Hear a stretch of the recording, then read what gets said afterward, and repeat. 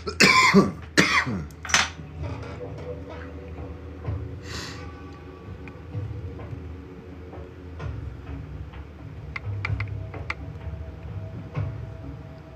we up, and we on, and we mirroring the video I'm on, yeah. And we on, and we on, Welcome to the Fire family. What's up, family? And we rambling. I'm up and it's stuck. What the fuck? This shit sucks. I'm just rhyming.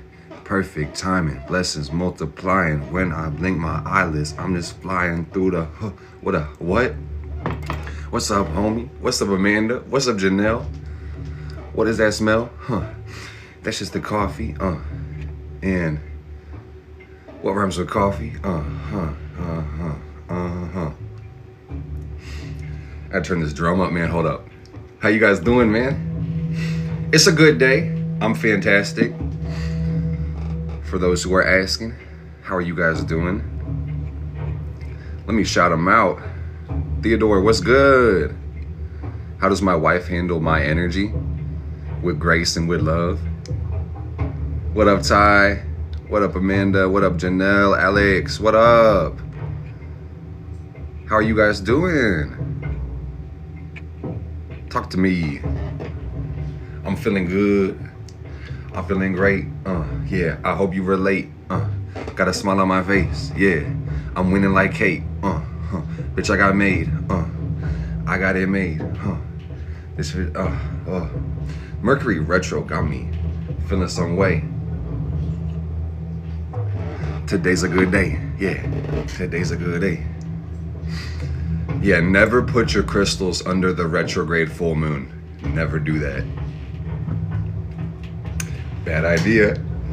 Because if the moon goes retrograde, we have a big problem. It's going to be way bigger than the energies your crystals pick up. You're doing great. That's good. I'm glad to hear it, man. Hey, I've got a pretty exciting message for you today. I was looking for the word. Happy full moon. Wholeness, Matthew. Hey, shout out Divine Mind 369. Guys, one of my favorite astrologers. Tap in. You get the pin for that, Matthew, just for popping in today. Gotta give love and credit where it's due, man. Yeah, this is a collective reading. We're gonna start it very soon. You jumped in at the right timing, and I'm so glad I saw Michelle. Yeah, this is one of my favorite astrologers. So please, drop a follow if you're into astrology. Yeah, my pleasure, man. Thank you for doing the great work. I'm seeing my favorite people. What up, Michelle? I miss you, Queen. What up, Mary? What up, Dez? What up, Akari? All right, gang. I'm gonna let Discord know that we are live. Today is a full moon, and there's some interesting astrology beyond the moon today that I do want to talk to you about. And check me out. I know that I'm a visual learner, so for those that are the same way, ta-da! We're gonna play this like the metaphysical weather forecast. I'm your meteorologist, and it's about to be a good time. What does this button do?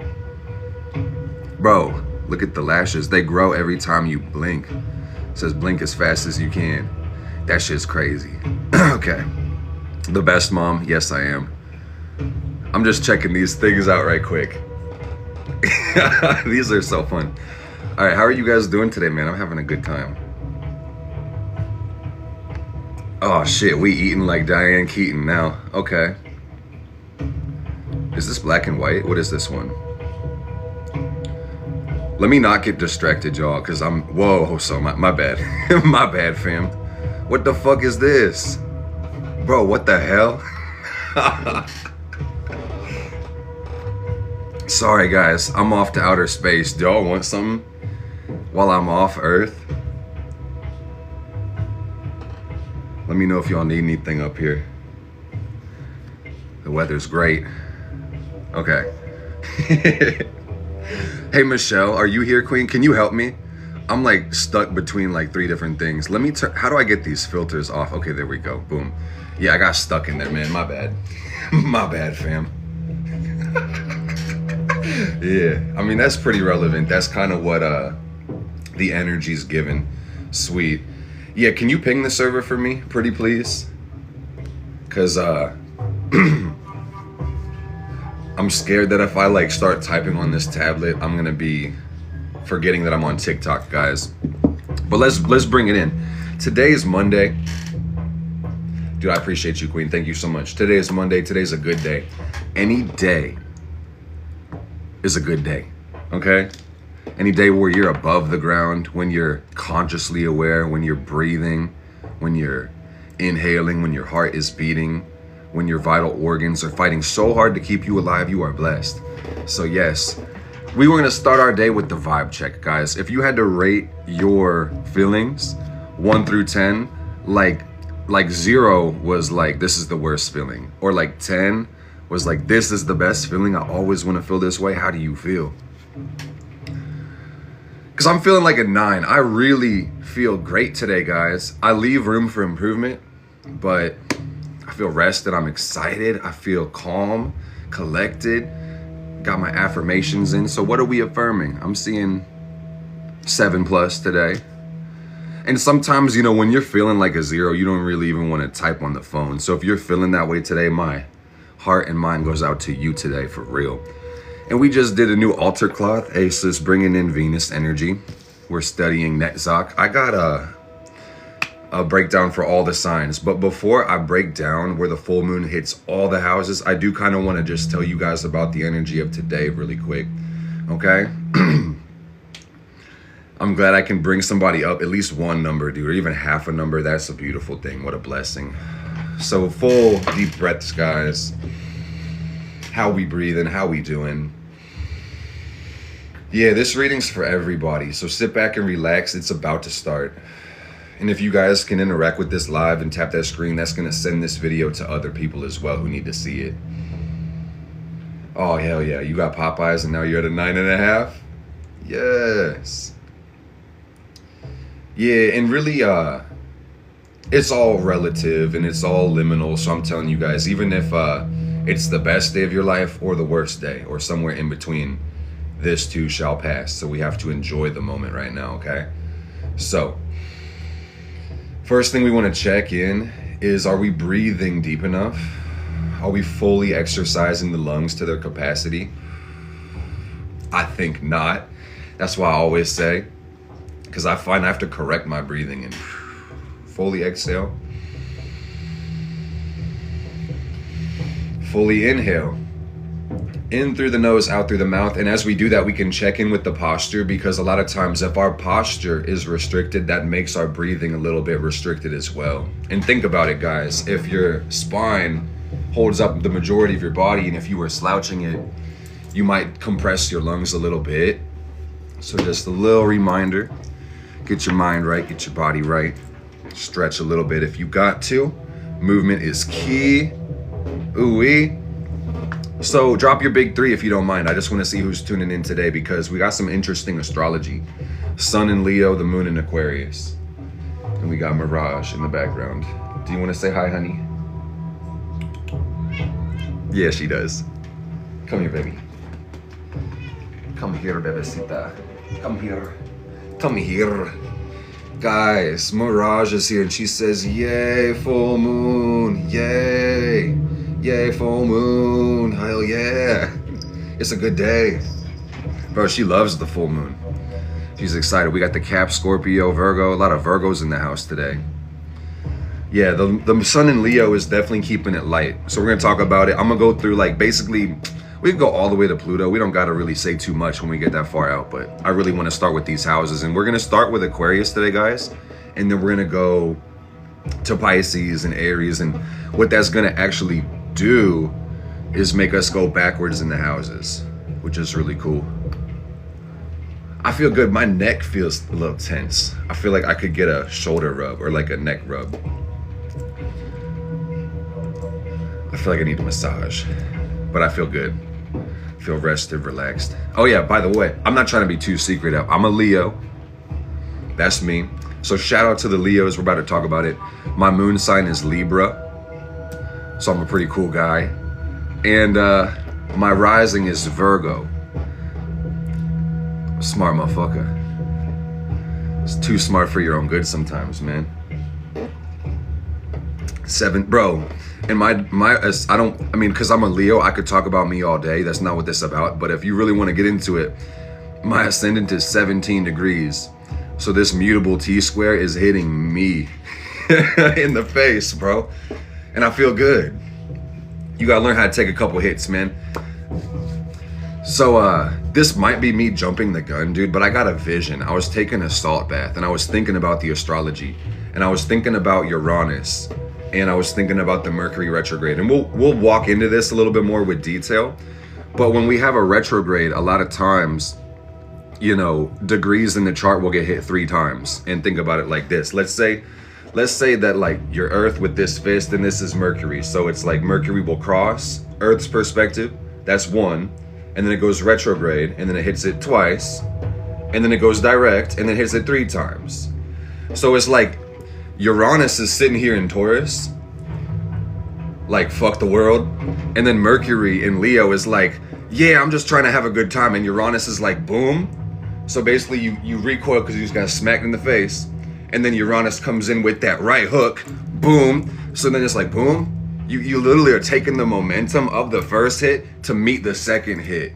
All right, and we're about to get, and you already see Uranus winding the fuck back up. So get ready for that third hit, y'all, for real. I'm just letting you know. Shit is shaking up a little bit. It's time to free your mind, is what I'm saying. Uranus, Mercury. That's the purpose. The evolution of human consciousness. I'm so glad you asked, Kia. That's exactly right. Exactly right.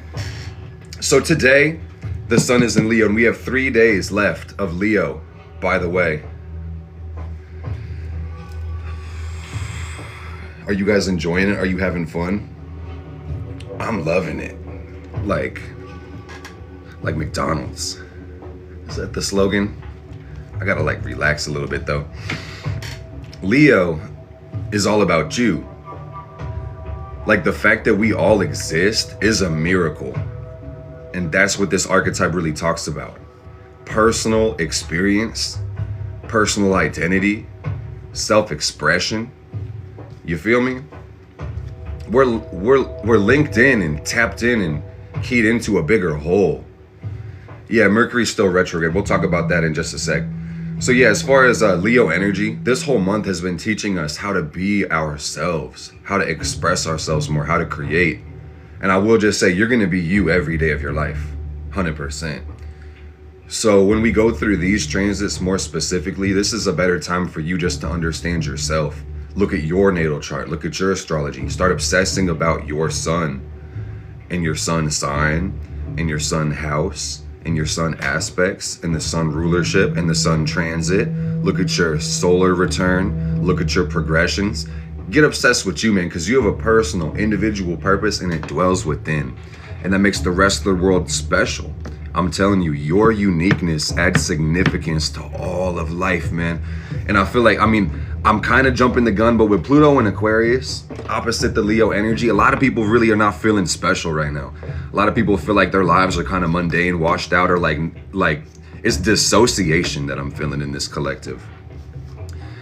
And it's like, on some level, you can live a really mystical, powerful, inspiring life where you really will your dreams into existence, or you may even just take the back seat if life isn't really presenting you with that much excitement or quote unquote opportunity.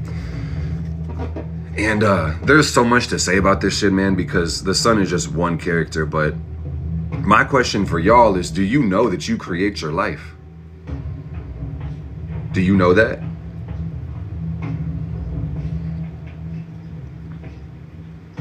Can I see some sun emojis, or can I see some fire emojis? Can I see some flames so I know you saw that?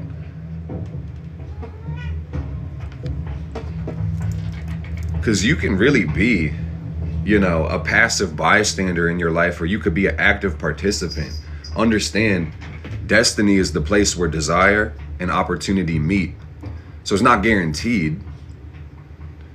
But if you remember, dude, that's what's up. Yeah, that's what's up.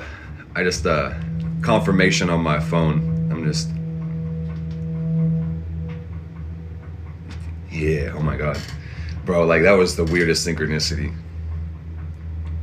Pardon me, y'all. I'm so sorry, excuse me. I just made like money in a different way. I don't want to talk about it. It's legal, by the way, but like I hit a new income stream for real. And I was like, as I was saying that, bro, like my dreams just manifest. I was like, what the fuck? What the fuck? Damn, that's crazy. Y'all saw me get distracted? Yeah, we're winning over here, man.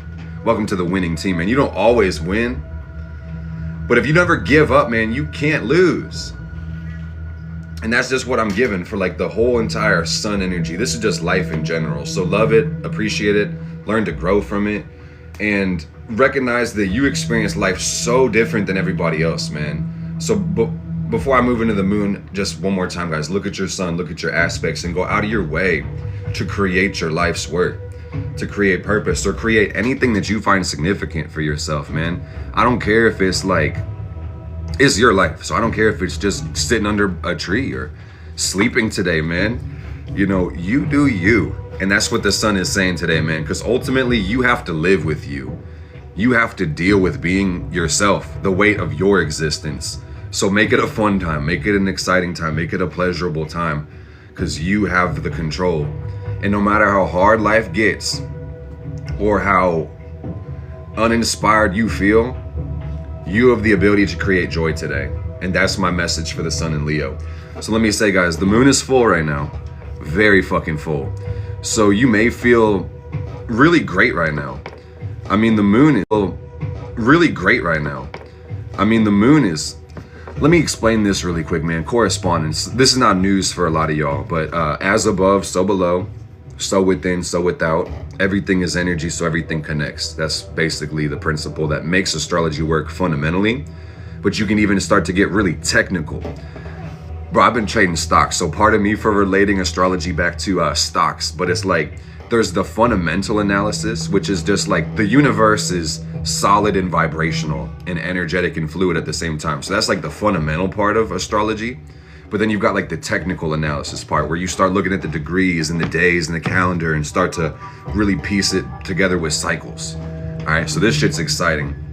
So we're kind of in by the dip, dude. Yeah, we're kind of in the fundamental part, then we'll get into technicals with the 12 houses. But yeah, let me just say, guys, this market is choppy. Some things are ripping, some things are dipping. A lot of this shit is moving sideways. The volatility is high. We're like, what the fuck is going on? High liquidity, high volatility. What the fuck? Okay. So basically the moon shows how we feel. It's our inner self, our inner experience. The sun is more so the outer experience. And you could look at these like two different parts of the ego, basically. But the moon is really going to show how we react to life. And it's going to show our emotional connection. And mind you guys, the moon pulls the tides of the ocean. The moon's gravity has a tremendous effect on our planet as it orbits around the earth. And we are mostly water. Over a lot more than half of your body is fluid. So emotions will change around the moon. Truly. So the thing about the moon, guys, being full, the simplest way I could explain this is it gives you an opportunity to be fulfilled in a certain energy. And that's the Aquarius energy today, and we're going to talk about it. But think about the moon like a cup, guys.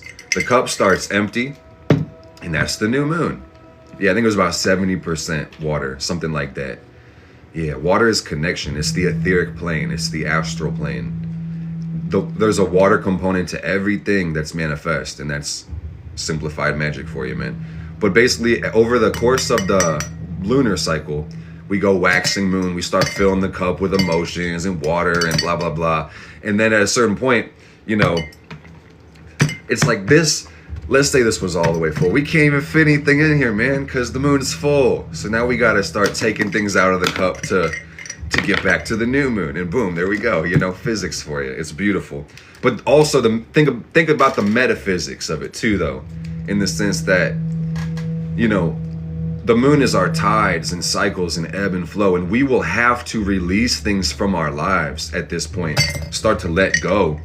But it's really the time, you know, I could say that the new moon is planting the seed, and then in the full moon we look at the fruit.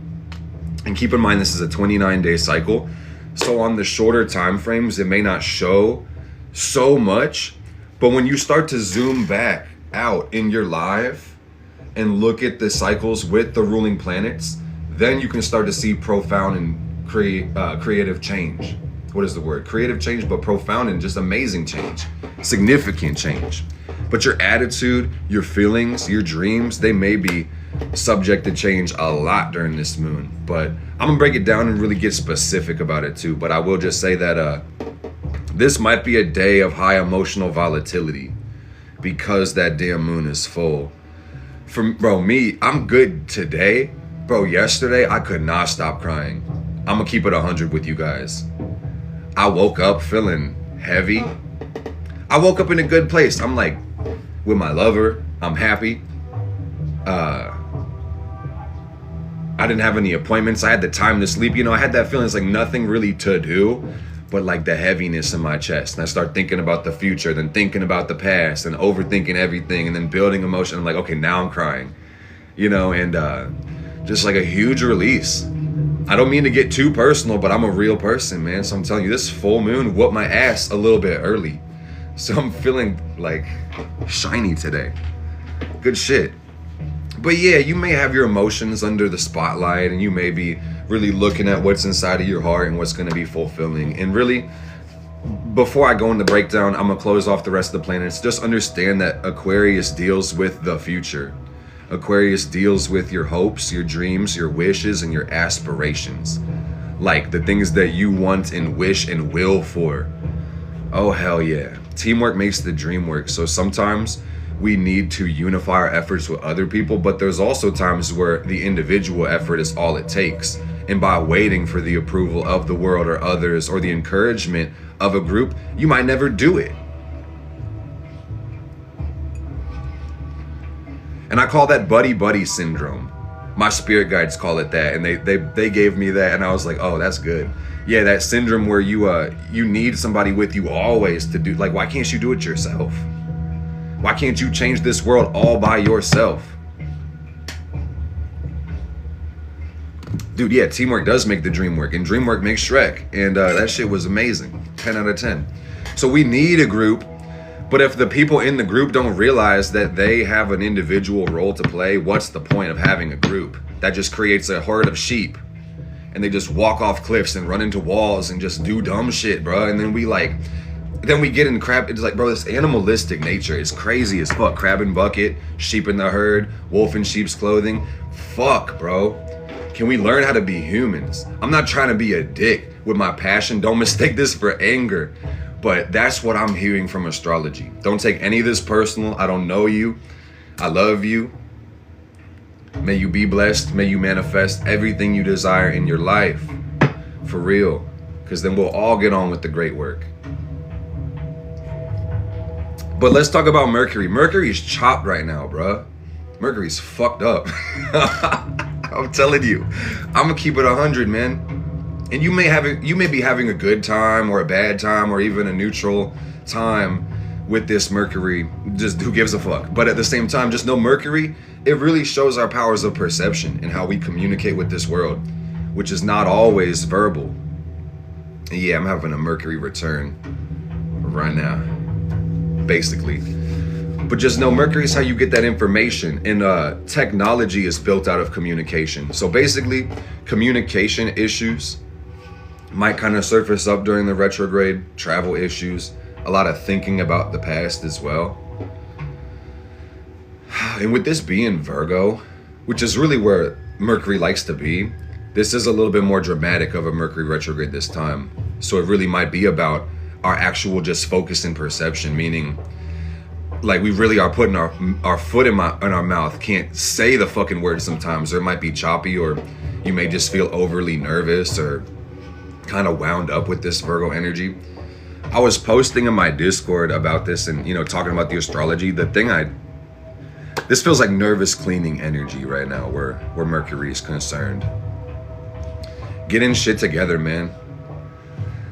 Like organizing your thoughts, your room, cleaning things up, clean out your car, write lists down, take care of those errands, like make a schedule, knock things out, just making things make more sense. I'm gonna show you the chart actually, because I know I said I was gonna do that. I forgot. I'm so sorry, y'all.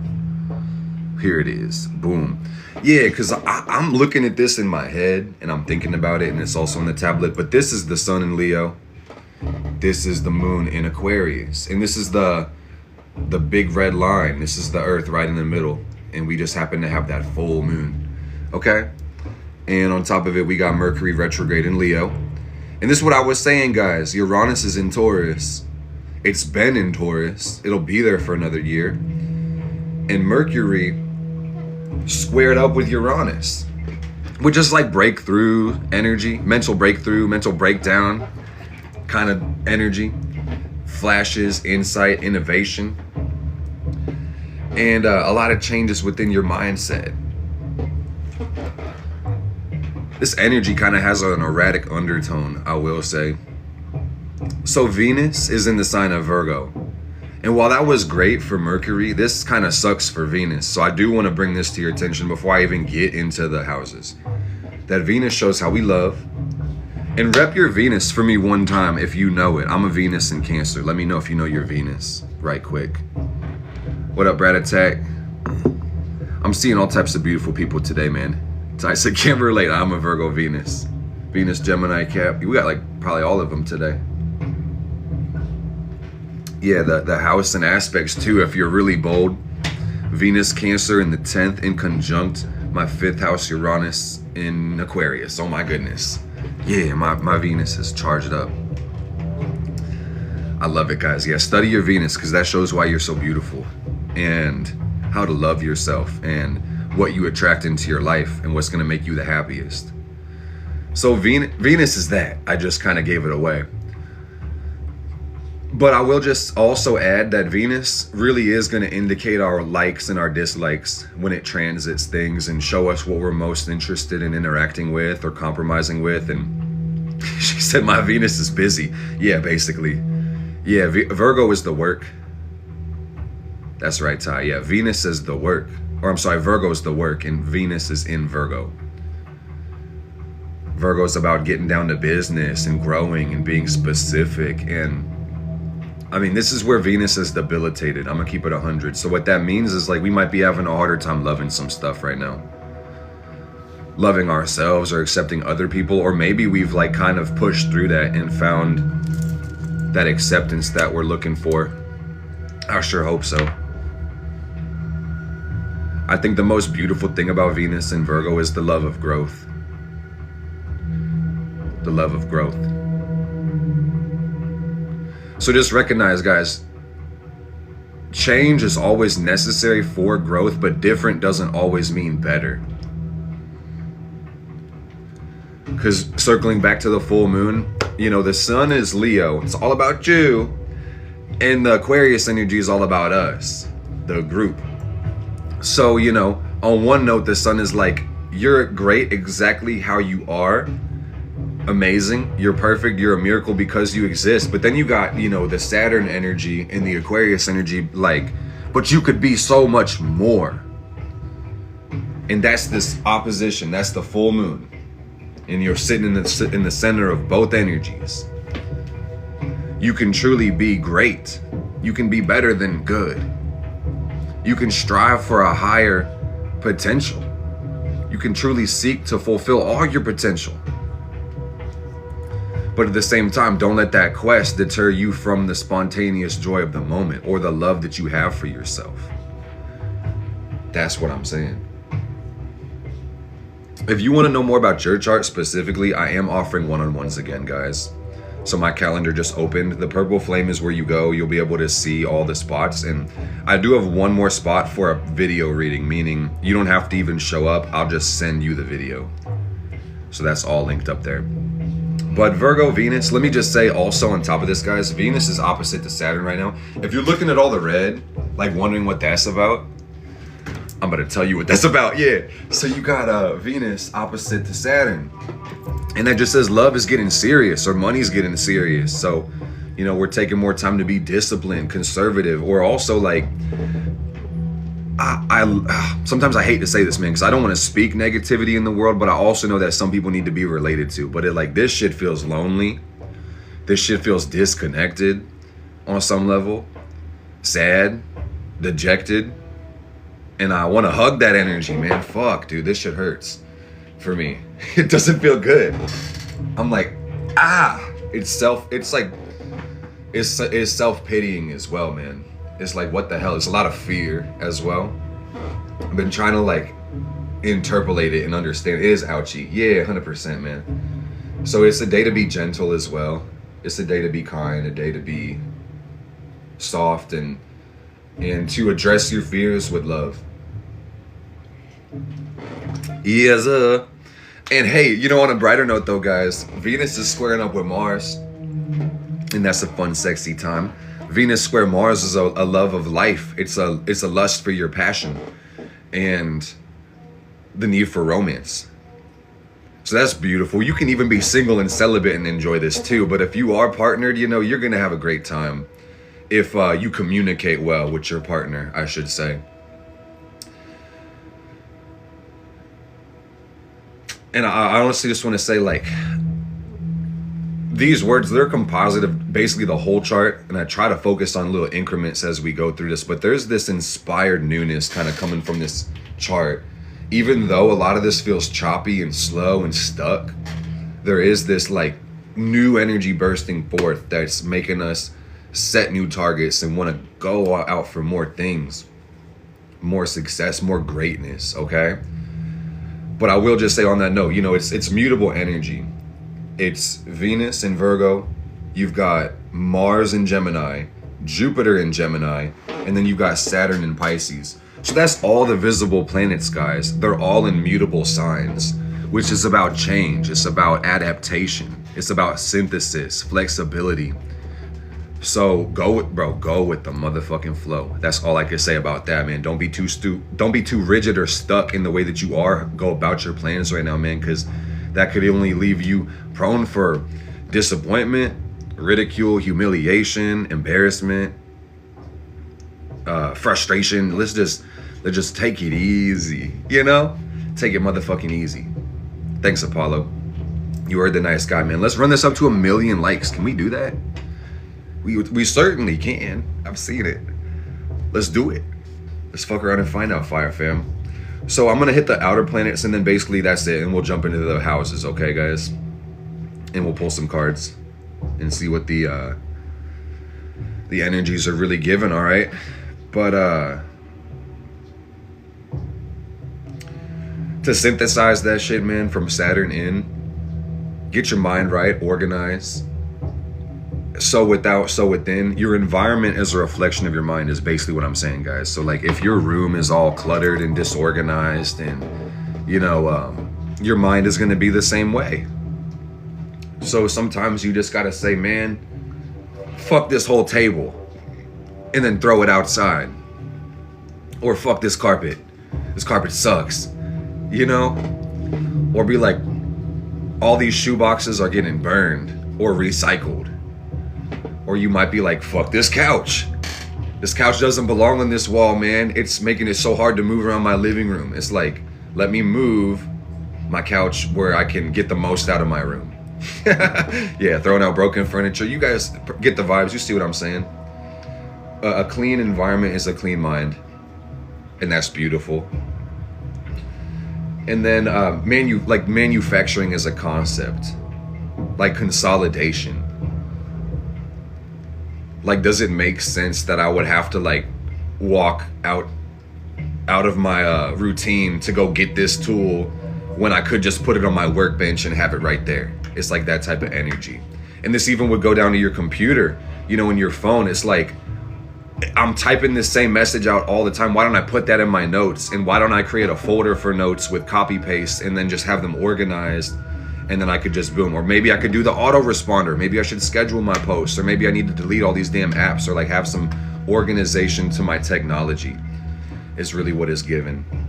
So I want to say there's so much I could talk about, and I will post my astrology podcast tomorrow. Every Tuesday, check it out. Mars Day with Mark, follow on YouTube. But there's some frustrating energies, guys, and it seems like we're trying to move forward in some ways, but feeling held back in others. So consolidation is key, and just making sure you really realize what's not serving you right now, and where you could stand to stand to benefit, okay?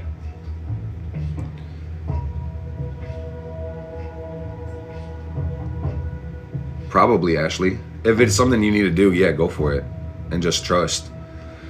Okay, guys. But I just want to say, last 3 outer planets. You got Uranus and Taurus, which is a 7-year thing, dude. And that's been increasing the vibration of the whole entire world. It's making big changes to the things like Taurus, like our stability, the ways we get money, the ways that we eat, the way our life works, our energy works, things like that. So we'll go through the houses. But Neptune in Pisces is a really cultural dynamic. In this one, I'm looking at the chart, but here's Uranus, and here is Neptune. Boom.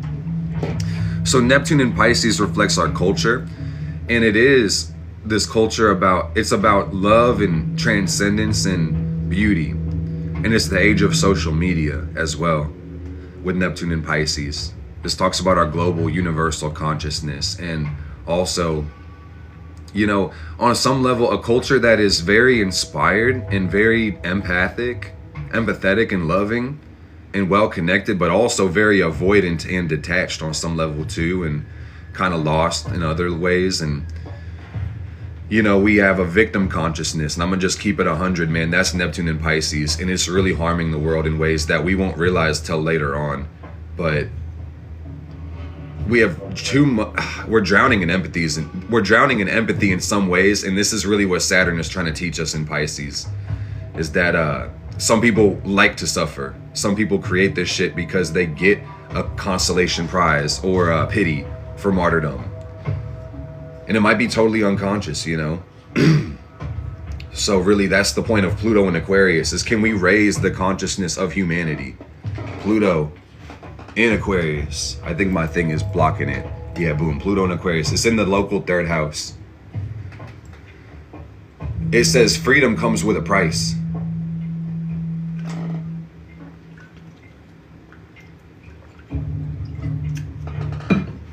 And it also says a lot about our collective identity. And by uniting, we can rise. Dividing, we can fall a lot. And there's also something, there's so much. This is a 20-year thing, by the way, guys. So this is also a very wide, sweeping force that's going to play out a lot when these kids that are born in the next 20 years turn about 50. Bro, it's like, think about, bro, like, oh my God, Donald Trump's Pluto Leo ass. Like, that's what I'm trying to illustrate to y'all, is that, like, when Pluto was like half an orbit ago, he was being born, and now he's just getting power. So it's like, we're getting this energy in from Pluto and Aquarius, but we won't see for like another 100 years what the fuck this is gonna do. But this is one of the weirdest times to be alive, guys. That's all I gotta say about that, basically. So I'm gonna put the chart down, because holy fucking shit, this just like sent me to outer space. But damn, dude. So let me show you the cards. These are the significators today, and then we're gonna start our reading. Alrighty, guys. So I hope you're enjoying this live. I hope that you're having a good time. Let me burn some incense for the spirit guides, and then we're gonna get it popping off. But could you guys do me a favor and just burn the fuck out of this chat? Just like light it up. Just all the fire emojis that you can find. Any color will do. I just need some fire from you. I need some warmth right now, gang. We're gonna burn the sage, okay? The white sage. Thank you guys so much. Looks like the last one. Okay. Well, beautiful. We bless our incense. We consecrate the incense as an offering to the guides in spirit and the guides of place. May all partake, be fulfilled and satisfied. Yes, Hey, I appreciate that so much, guys. Thank you, Fire family. Fire is will, fire is spirit. Be intentional with everything in your life. All your intentions will manifest, guys. It's really that simple. And there's really only one intention. This is gonna be a crazy thought for some, but I really like to keep it a buck with y'all. I don't claim to know everything or anything, really. have your own experience with the knowledge I give you, but there's only one intention, and that's the intention to return to the source of creation. And basically, this is the basis for evolutionary astrology. I've paid a lot of money to get this information and a lot of time. So this may resonate with you, it may just intrigue you, it may repulse you. But at the same time, if you want to know more, just book a private reading. But you have two types of desires that come from the soul. One to return to the source and one to separate from the source. And I think human deductive reasoning is like, well, which is a better one to have, Mark?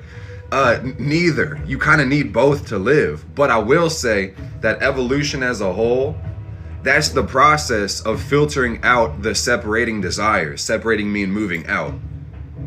You know, over time, your consciousness will evolve and you will have to remove certain decisions. And we've all had the experience before of getting something we wanted and then later realizing it wasn't exactly what we wanted. Basically, all hopes dim in comparison to eternity, Fire family. So I'm just telling y'all, the principle that we have to practice, which will offer guidelines to eliminate the wrong options at the right time, is to be intentional with everything in the realm of our control. We don't want to get neurotic about that shit and get confused or start to arm wrestle with God, so to speak. But at the same time, it's like, show me how to use my higher natures, God. Please and thank you. Show me how to become a God in your image. Talk that talk, man. Speak those spells. Unless you're scared. Unless you're scared. Because great power comes with great responsibility, essentially. So let me slow the fuck down. But are y'all feeling me? Because I know I'm getting the fire. But you guys hear what I'm saying? You feel what I'm saying? Have you experienced it? You don't have to, like I said. I'm not here to force shit on you, man. But yeah, that comes from my Sagittarius, for real. Whew. All right. I love y'all so much, man. That's where the passion comes from. It's love. It's a lot of love. So our significators are this, guys. And I really feel like that's relevant as far as, you know, I pulled these cards unconsciously. I'm gonna be for real. Like, I was setting up my altar last night and I was just placing the cards on my desk, and I like gave them a quick shuffle and I just had a couple fall out. And because this came out, I was like, well, of course it has to be about the full moon. I'm just gonna leave it and talk about it on live later. But then we had the death card. And I know I was telling you guys that I cried my fucking eyes out yesterday, and it felt so good. I needed it. It was like a deep release. It was the craziest thing, man. Like when you're letting out so much emotion, you don't even really know what it's attached to. That's what I didn't even feel like I was crying about anything. Just crying about everything, basically. Like, it was crazy, you know? So that's the death card, I think, is what that felt like for me, is that we're going through some changes, man. The moon is surely full. All right? And I will say that I was called to change this card. I'm gonna keep it a buck with you. The third card was the Nine of Swords in reverse. And the Nine of Swords in reverse felt positive to me in the sense that that's like the worst card in the deck, which talks about mental anguish and cruelty and sleepless nights and anxiety. But in reverse, it's like, oh yeah, all those bad times are over, man. Fuck yeah. Or it's like the worst thing we suffer from is our memories, basically. Oh, that's a trip. I'm trying to show it to you. Yeah, it's on the bottom. Here it is. Like this card in reverse. I was like, that's not fun. But basically, I was called to take it away and then signify the Ten of Cups, because we're actually going to use this to create what's going to make us the happiest, the most fulfilled. So guys, we set our intention to provide clarity during this full moon in Aquarius. Let this be for the best and highest good of all, with harm to none, blessed be. Walk the high road of prosperity, guys. Get fit, get rich, live your best life, have fun. This message comes from my heart, but it's gonna start just pouring through me as well. It comes from the spirit. Blessed be, pardon me. I see 10th house, Neptune, and Sag, okay? And I think what that means is clarify your dreams, clarify your illusions as well.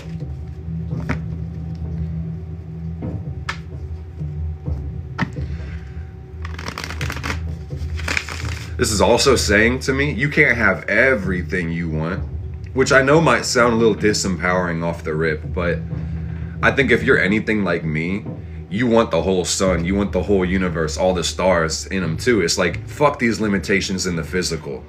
That's what I'm feeling, is like, if I didn't have a physical body, dude. But at the same time, it's like having a physical body.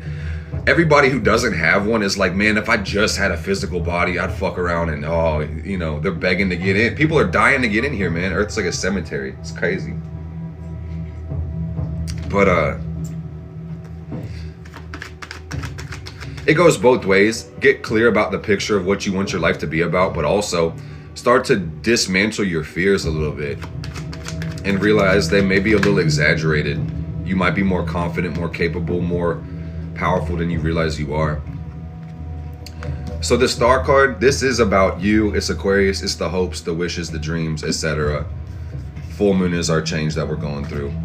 And then we're going to get what the fuck we want from our lives, guys. Because why the hell would we have it any other way, okay? So Spirit's saying chill the fuck out, jabroni. Cool it. Hangman energy. We might be kind of at a crossroads right now. That's crazy. We got bro, those flew the fuck out, y'all. You saw that? We got Judgment. And we got the Page of Cups. Thanks so much, Alex. I appreciate you looking out for us. Yeah, the Page of Cups right here. And Spirit's asking us to exercise our higher judgment. This is the path to Mercury. Think before you act. Use your mind interactively. Let your genius flow forth.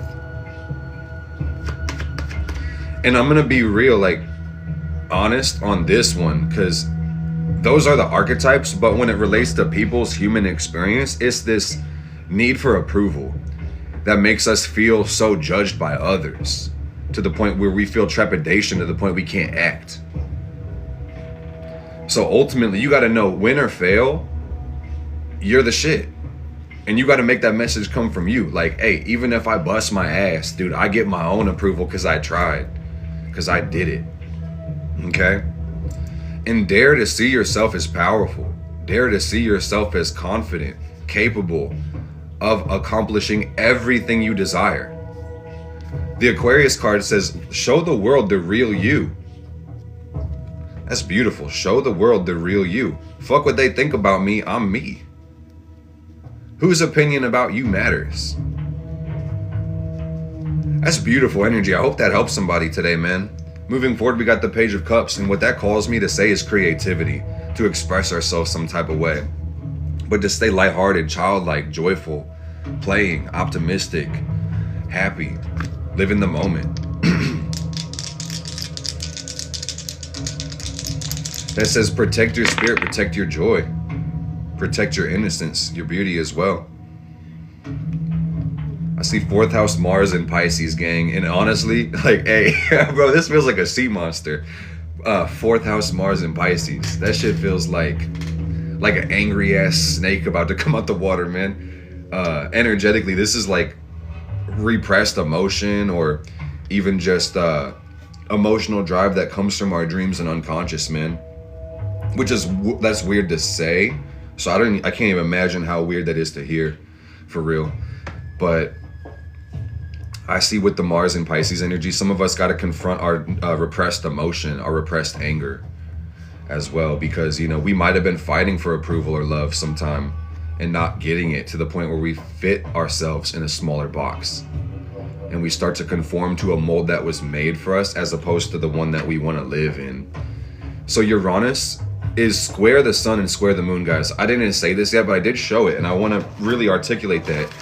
What up, Danae? How you doing, Queen? Dude, I'm freaking amazing. Let me show you guys this chart right quick. The sun is in, you know, the local 10th, and you've got the moon in the local 4th, and then you got Uranus sitting there at the square in between. So this moon is all about Uranus energy, breaking free from the box, breaking the mold. Fuck this shit, I'm out. You know, and that might be like disruptive energy, nervous tension, but it literally could look like, on the physical level, huge things changing. Like, I'm gonna go move, or I'm gonna get a new job or a new profession, or fuck these relationships, or now I'm a leader of this thing, or, I'm in a van down by the river or whatever the fuck, dude. And it may not even manifest as anything like physical in your life, but you may notice the energetic changes. All right. But let's see this Mars Pisces in the 4th, because beyond like anger issues, this is about getting what you genuinely want, like what your heart wants the most. This might sound weird, guys, but if we don't interact with the heart, we might not know what it wants. What's the best way to express your anger? You break furniture. Yeah, you can destroy your broken furniture. Yeah, 100%. I mean, if it's broken anyway, you might as well just destroy it. Destroying things is fun, guys. Let's be honest. It's exciting.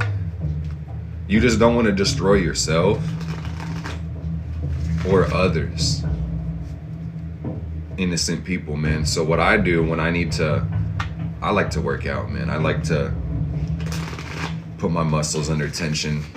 I like MMA. All right. Bro, but let me keep it 100. I'm feeling, and I appreciate my spirit guides on top, like, because I feel like this is going in a straight line. There's a lot of fear in this world, gang, and that's what I'm called to. It's like it's so loud. There's so much fucking fear, guys. A lot of us live in complete paranoia. Watch over our backs constantly. A lot of us don't trust this world or anybody in it. Damn near ourselves at the same time. This world has like a barrier to genuine empathy because of the trust issues. No, I don't blame anybody. No, definitely not. Yeah, I feel it. I understand why too. It's a collective thing. And it's difficult. It's like a recalcitrant problem, dude. And I think one of the biggest causes to the problem itself is that a lot of us just feel disconnected from our power. And if we don't feel our power inside of us, it gets projected into the world. And then we think that we're in danger when we're not. That's one of the observations I made. I hope that helps. Because we're a lot more powerful than we realize. And I won't say who said that. I could just make it my own quote, damn it. But like literally, Clifford the Big Red Dog said, and I quote, if you give a weak man a lot of power, he'll do cruel things with it. But if you give a strong man a lot of power, he'll do amazing things with it. And that's from Clifford the Big Red Dog. But when weak people get power, they get cruel. Because they don't understand who they are. They have too much fear, and then they start acting it out. The perceived danger. Attack people that aren't threatening them, basically. You guys ever seen like a dog in the car? And you going into Target, and the dog is like, like fuck off.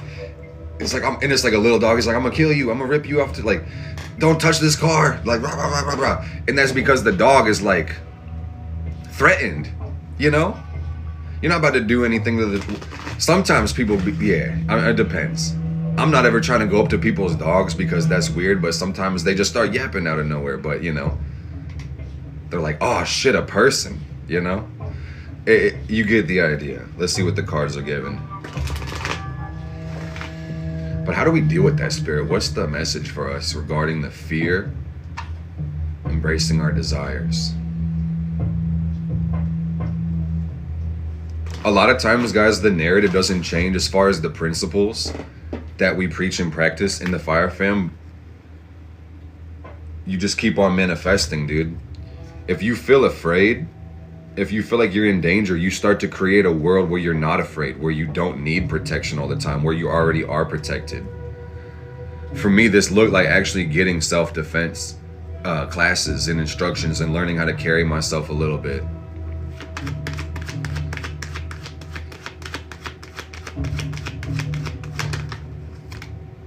I got the Wheel of Fortune, man. Blessings are coming, truly. Know that good things are on your path. Stay optimistic, be ready to receive these things, man. I will say that's cool. Jupiter's mad afflicted right now, y'all. So I'm always touch at base with reality. That nervousness can really take you away from the luck that you have. So please be optimistic about your life. And expect good things to come to you. Hierophant energy. That's Taurus energy.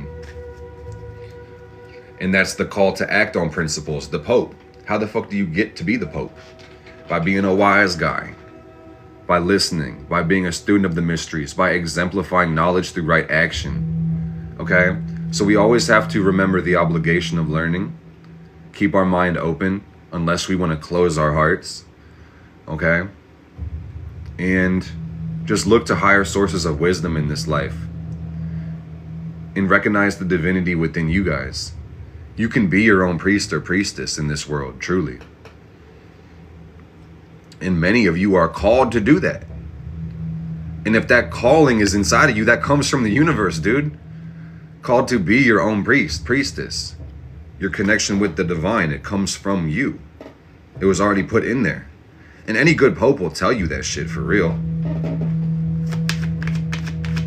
In the Hierophant, it's really high up on the tree of life, guys. It's between Jupiter and Neptune. So, you know, this on some level is going to reflect like a higher ideal, a higher vision that we can create as a person.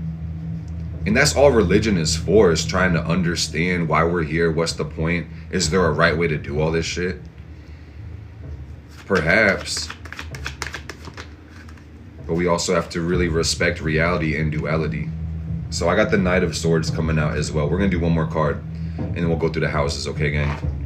But the Knight of Swords just says, stay quick, stay sharp, and don't get stuck too long on one thing right now, y'all. Be fluid, mutable, adaptable, flexible, okay?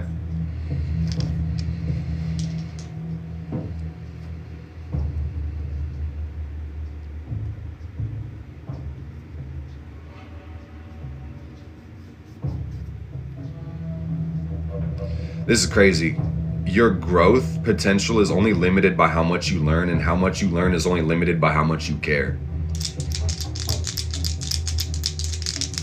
And it is free to care. So, let's go, guys. Let's keep that heart open. Let's keep having a good day. It's a general sense of direction you kind of want right now, y'all. You don't have to, and you're not expected to have everything mapped out, all the answers to every one of your questions and problems right now, but you're just saying, you know, get clear about the direction so you can start to take those steps, that right action. And if you've been on the path, just keep your inspiration and spirits up, okay?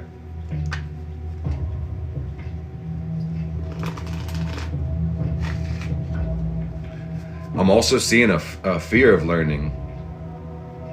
That's what I'm seeing. Afraid to learn because we don't trust. So we may feel like there's an ulterior motive with the information being presented to us, or it could feel like if we don't even trust our own ability to understand and grasp concepts, we might not trust the knowledge or our ability to receive the knowledge too.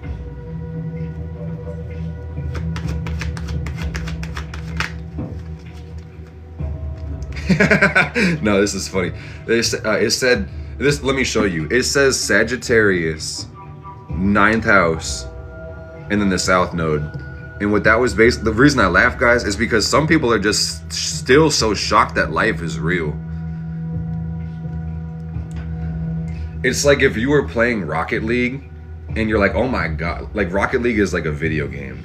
And you're like in this futuristic stadium and they're playing like some sport that doesn't exist. And they're like, 5, 4, 3, 2, 1. And everybody's like, psh, boom. And oh my God, spilled my coffee. And then you're sitting there like, oh fuck, it's a game. Oh shit.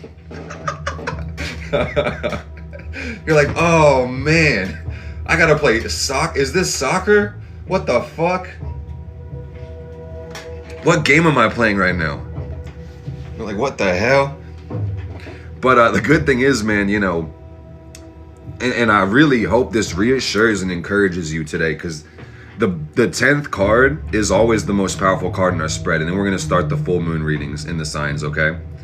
And if you guys feel called to dive deep into your astrology, let this be your sign to grab a spot on the calendar or grab that last spot for the one video reading. But let me say this, guys. The universe is one thing, truly. All energy is connected. So while life has its ups and downs and mysteries, there is this universal force that connects to you, that does take care of you, and it does provide for you.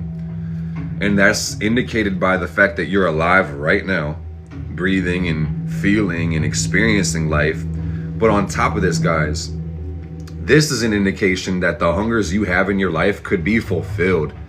Like having a family, or having a best friend, or writing a book, or being on a TEDx stage, or creating the next invention, or being a famous singer, or having a homestead, or a huge real estate portfolio, driving a Rolls Royce, living in Bali, donating to people in need. You could be building a mission in developing countries. You can do whatever the fuck your heart longs for, generally, as long as it doesn't hurt other people. Okay?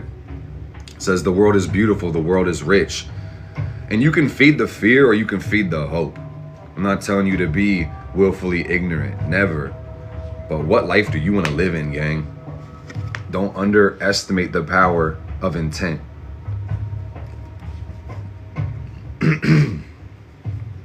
Or the power of belief. Those two go hand in hand.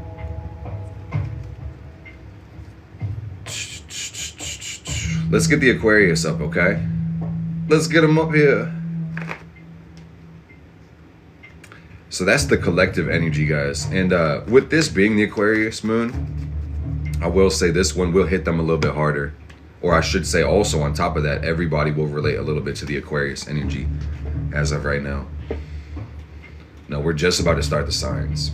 Can you guys run this up to 55K if you don't mind? We're at 41.4 and I appreciate it. But 555 would be amazing if we could get that change in the world. Before we do any fucking thing, guys, I said don't underestimate the power of visualization and intent. So I'm gonna move the amethyst, I'm gonna move the flame closer. While you guys are tapping, while we're raising the energy, let's raise the vibration of the world. Fuck all the questions right now, man, and just close your eyes and think about the world and how beautiful it is, okay? And know that when you see it, you send energy to it. See the world at peace. The world is beautiful, the world is whole, the world is loved, the world is supported. And we see the world at peace. Let me put it back here. Yeah. And as you send peace to the world, you should receive it too. That's how you know you're really getting it. Let the breath cleanse you and ground you into the planet.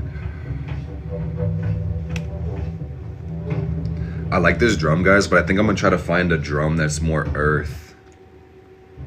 This one says fire drum. And we love the fire family, but I think with all this energy that we got, like we just talked about, we could surely use a little more earth. Shamanic drum, yeah, shamanic drum. I'm about to hum.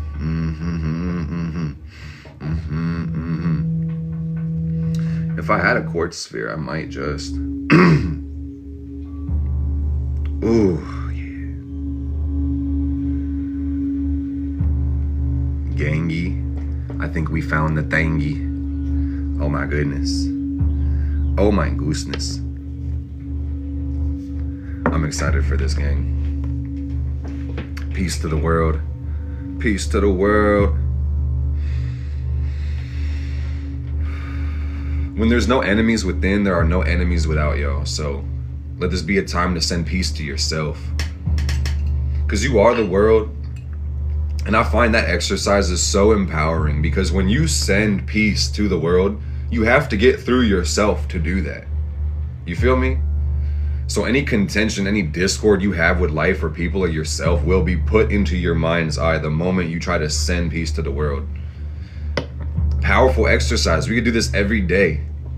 Only take us nothing but intent and visualization. And that's magic. That's witchcraft, by the way. I don't know how you feel about that, but I digress. If you change your consciousness or life with will and intent, you have performed a spell. So well. Brushing your teeth is kind of like a spell too, if you really think about it on that logic. Looks like I'm surrounded by witches today, man. Oh shit. Oh shit, bro. Oh shit. Do we have Aquarius in the house today, man? I'm glad to see that we are releasing, guys. Letting our emotions flow. We're gonna start with the Aquarius rising. And we're almost there. Thank you, Fire Family. We're at 53K. Okay. Okay. All right.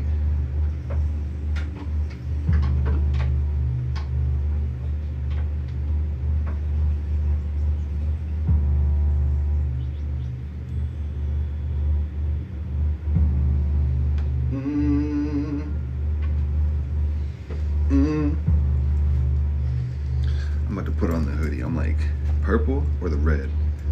Purple, and purple kind of feels like a jumpsuit.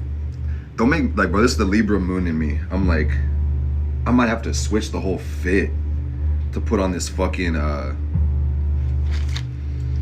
it's like, what are the colors today? The perp?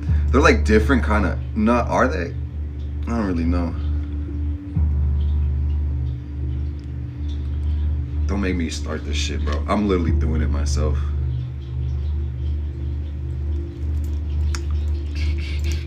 Like more neutral colors, bro. Imagine I just ended the live to redress myself.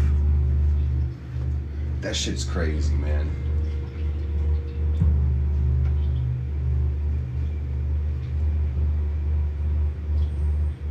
I got the light purple too. That one might be better.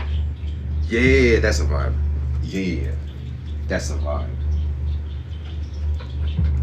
Cause I can't go darker than my shorts, bro. What the fuck? That doesn't even make any sense. Aesthetically, that's a nightmare.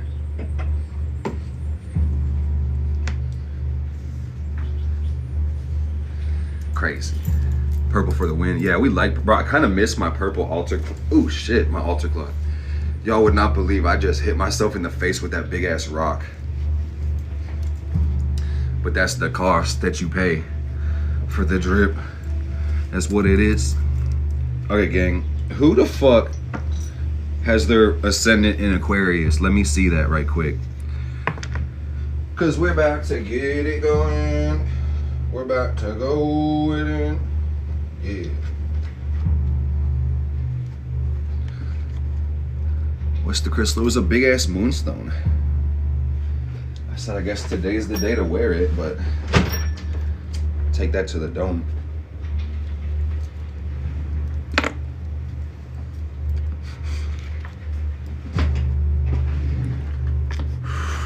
Okay. Full moon in Aquarius. First house. I was thinking Alexis is the one. I'm glad to see that you're first. So full moon in the first, guys. Vibes are lit per usual. Thank you. So that means the sun in the 7th, the moon in the 1st. So this is kind of a time of personal self-reflection for you. And a lot of things are going to be leaving your personal life. Health is going to be a big concern as well. Just making sure you feel right, that you have good energy. And I will say with the moon in the 4th, or not the moon, but Uranus in the 4th. And by the way, guys, this is for the Aquarius rising. So that's the sign that we're on. And that just says emotional instability. You may be wanting to change your home, change how you feel. You might need a lot of space. You might kind of feel homesick on some level too with that Uranus in the 4th. There's been big changes happening to your family over the last like 5 years, 6 years. Well, let's see what the message is for the Aquarius rising with the full moon in the 1st. So it says Leo, Mercury in the 12th. You got to reassure yourself that your dreams are really going to come true.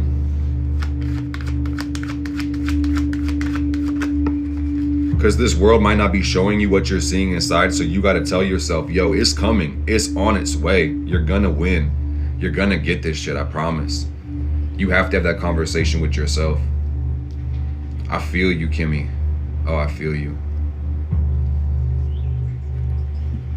Your son's so clingy, you getting sophisticated? Do you mean suffocated? Because sophisticated would be dope.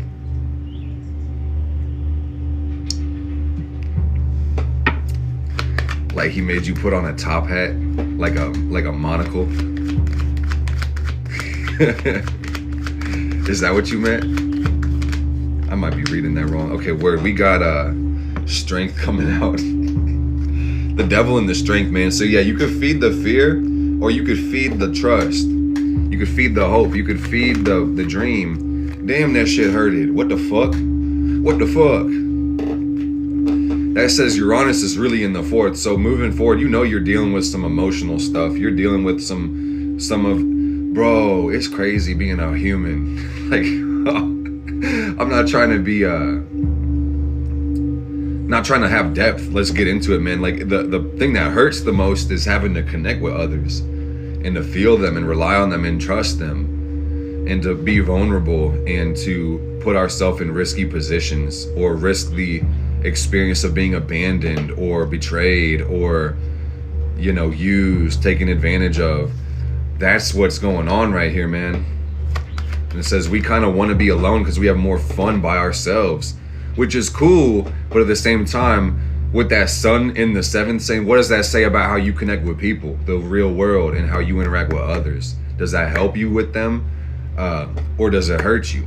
You may have a vision. How can you explain your vision? Like, can you connect that with others? Teamwork make the dream work. Do you know who your friends are right now? That's the sun right now for the Aquarius rising, sun in the seventh. Saying what, and you gotta, and it's like, let me tell you guys, you just gotta keep it real with yourselves, man, because you know your life, where you're going, and what's best for you. So don't ever feel bad for having to distance yourself from certain people for some reason, man. You know, everybody presents you with an opportunity to grow and learn, but at the same time, you may be like, I don't need to learn that way. I've learned that, or I'm good. Or what I've got going on right now is fully, you know, you could be selfish with your time and energy, gang. That's what I'm saying. That's not the problem. And on some level, you kind of have to be.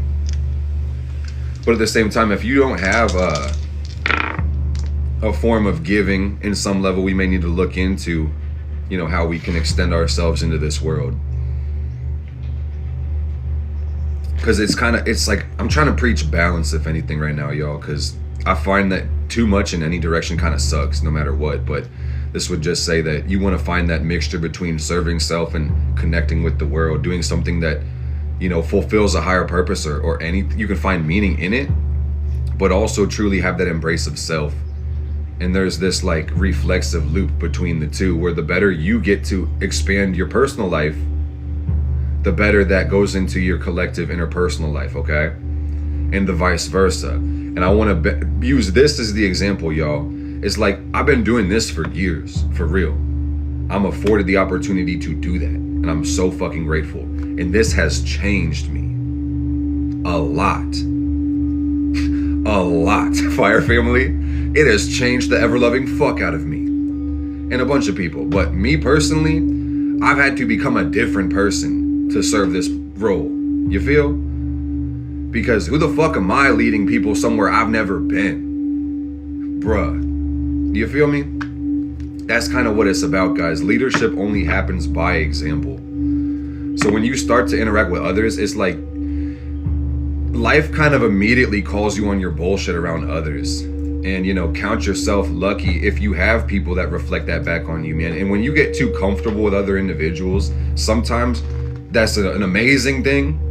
But then there's that, I don't mean to be too negative, guys, but there is that little thing you got to watch out for, where like sometimes if nobody's calling you on shit, or like everything's so comfortable, maybe it's that we got complacent.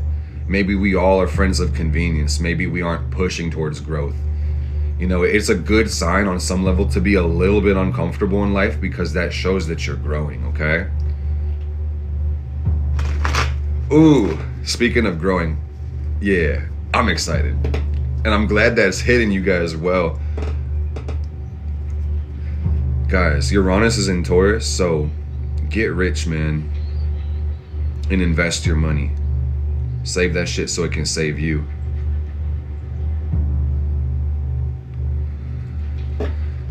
I just got a little distracted, man. I got my market closes in like 4 minutes. I'm keeping it 100, and I'm not gonna, like, I don't really like guard my perceptions of my mind too much when I'm on live. I'm very open, but if you see me over here, like, markets closing, I was looking at positions, man. You like gotta get it in, man, because financial freedom, dude, that's really one thing that I've been called for so much. So just speaking from my heart, guys, like, I've been really pressed to be more conservative with the way I use my money, but also more invested in my future too. So, you know, even if you only have a little bit to invest, I encourage you to invest the time into learning how to, you know, interact with the financial instruments, because there's so many ways to do it. I think a lot of people assume real estate is the only way to get into investing, but no, truly, like, the phone you're on right now, gang, it has so many different, like,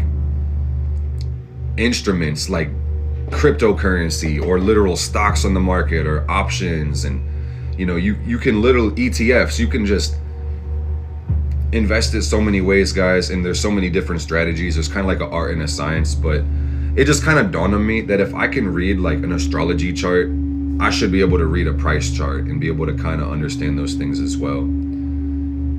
And one thing I've realized about this thing is kind of a long-term, at least how I'm approaching it, like, it's a long-term thing. So you don't really want to get into it like, this is going to change my life overnight. Like, take your time, build a strategy, and just look out for your future, basically. I don't have much earth in my chart, so like, doing this has brought me a lot of peace of mind. But I digress, man. The market ripped today, and I hope you guys banked. I hope you banked, man, because I don't plan on stopping what I'm doing, guys, but whenever I truly change my situation a little bit, I really hope to be doing more of what I'm doing, truly.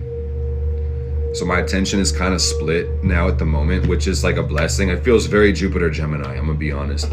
But like, I cannot wait to really hit the next levels of success, because I can imagine my career being so much more impactful for real when I hit some more abundance in my life, for real. And I feel like a lot of us could say the same, because we're really pressed to be so resourceful nowadays. But I'm excited to see like how this relates to my sign. No, dude, Aquarius, y'all have Saturn in the second, so like at the same time, I feel like this is also kind of relevant to somebody here personally as well.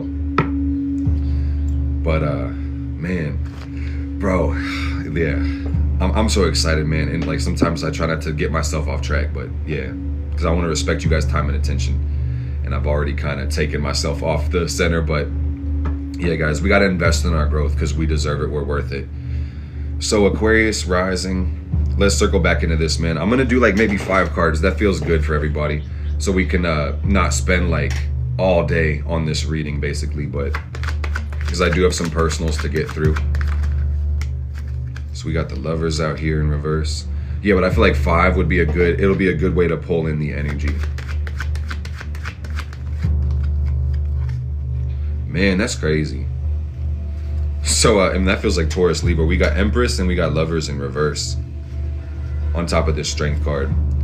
So really, guys, the full moon, and this is about the full moon in Aquarius. I just want to kind of recap to recenter this, okay? It's 3 o'clock where I'm at. Market just closed. We are locked in, okay? Boom. So, basically, the full moon is the peak of the lunar cycle. You can see it in the sky. It's a chance to be fulfilled. Aquarius is freedom, and then Leo is about you. So wherever this falls in your house, it's going to really show a part of your life that needs to be fulfilled. And, you know, we might be replenishing this energy, or we may be, you know, letting things out, letting things go. But it's going to show what we hope for, okay? And we're going to go house by house, starting with Aquarius, and then we're going to really end with Capricorn, because we're going to go like Aquarius, Pisces, Aries, etc. But that's going to go backwards through the houses, okay, guys? So for the Aquarius rising, man, I'm gonna literally recap it and then we'll just go straight through, okay? But a lot of changes are going on for you guys personally. Beyond Pluto being in your first house, the full moon just whooped y'all's ass in a good way or a bad way, but you may be kind of going through it with Uranus going through the fourth house. You may feel really free and inspired and unlimited, or really disconnected and dejected and sad. And it could also kind of fluctuate back and forth between the two with that Uranus in the fourth. Big changes to your family. Sometimes you may not feel like you connect with people with that one, or you may feel closer than you've ever been. So know who your friends are, love yourself, surround yourself with good people, and work on investing, man, because it's also Venus and Saturn going through your second and eighth house, or Venus in the eighth and Saturn in the second. So there's a lot of energy about your finances right now, Aquarius. And Empress in reverse is also saying that it's like, we want to plan for long-term gains and success, and also just make sure that we aren't spending frivolously and just wasting our money and resources right now. We need to be using them responsibly. That's really the word with Venus, is responsibility. Well, I should say the virtue of Venus is responsibility. And we got the Lovers in reverse too. So that does say a lot about that fourth house Uranus, feeling disconnected from others, or maybe we're pining for love and we're like, where the fuck is it? Or, maybe love is taking us from our center. This may be a good thing, but it's a reflection thing is really what I'm giving for y'all. But ultimately I see healing, like fourth house Uranus. So your relationships right now, they're teaching you a lot about yourself, Aquarius, and that's something to know. They're expediting your growth. So do pay attention to the way that you relate to people in your life right now. Okay? I hope that helps. We're going to go to Pisces rising, okay? So I'm going to pull the moon, and that's going to be Pisces energy, and we're going to see what it's giving. That was the star. That was Aquarius. Yeah, my pleasure. I'm grateful you got to receive that, dude. Save your money so it can save you. Invest it, put it to use. Afford yourself the freedom that you're looking for. And I'm hearing, get the skills that pay the bills. You want to get the skills, acquire them, learn, study, train. The moon's in Aquarius right now. But this card does reflect Pisces. If I'm not mistaken, is it? You guys can correct me though, for real. I want that to be known every day, truly. That sometimes I just put my foot in my mouth. But the High Priestess or the moon, one of those is Pisces. It could be one or the other. I can't remember. I have my one of my decks shows it. Okay. It doesn't really matter, to be honest. The moon is ruled by Cancer. Yeah, but they're both. Yeah, no, but you're right. The moon rules Cancer, but the moon is in Aquarius. The Hangman. Yeah, I think it was the Hangman, dude. I think that's actually the right one. Or is that Neptune? It's a trip. I'm gonna just use Pisces, yeah. It'd be funny if that was the right one. I feel like I use them interchangeably sometimes. I mean, the correspondences do stretch, right? Is this the one? Yeah, it kind of is, bro. I'm literally busting out the Wiser deck to figure it out. Pardon me, y'all. I have to figure it out. Yeah, so the Hangman is Neptune, right there.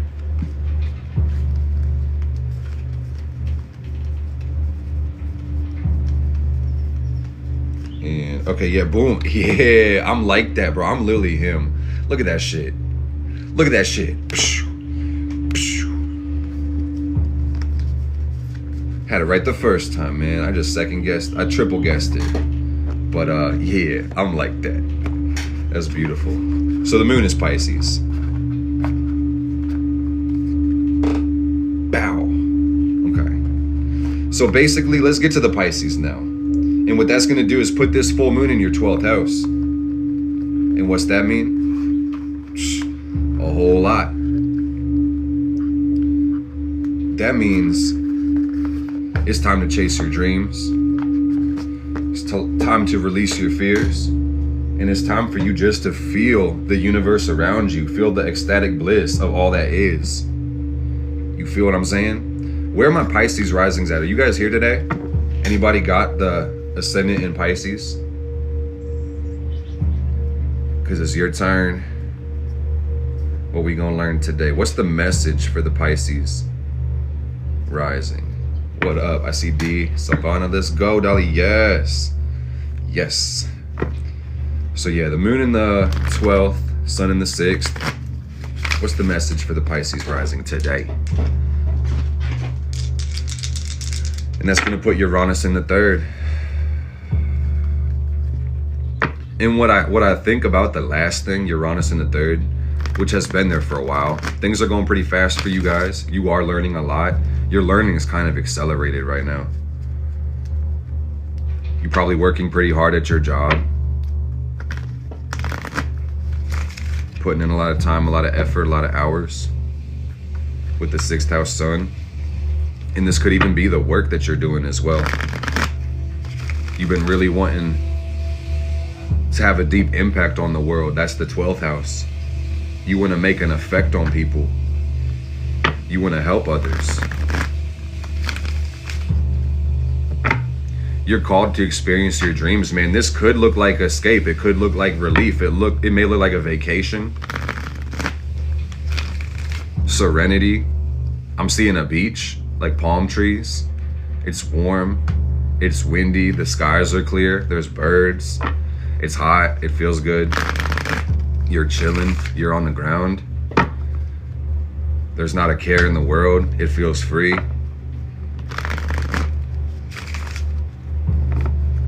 So I will say on some level, it's like, you know, this energy you guys are in this is working hard in the grind, or you may feel like you burnt out in it too. You might be like ready to jump out. Like at a moment's notice, you're like, can I get the fuck on? Saturn's in your 1st house. Life is real. I've been taking things hella serious lately, man. Pisces rising. Venus is going through your 7th, so you know it might be a beautiful time for you as well. You probably, you know, this also strikes me as a lot of your hard work paid off. It's really amounting to a lot. But you also, I mean, everybody, these transits are chopped, y'all. Let me be real. It's serious, and it's like delineating and practical, and that can sometimes cut into the joy of the moment.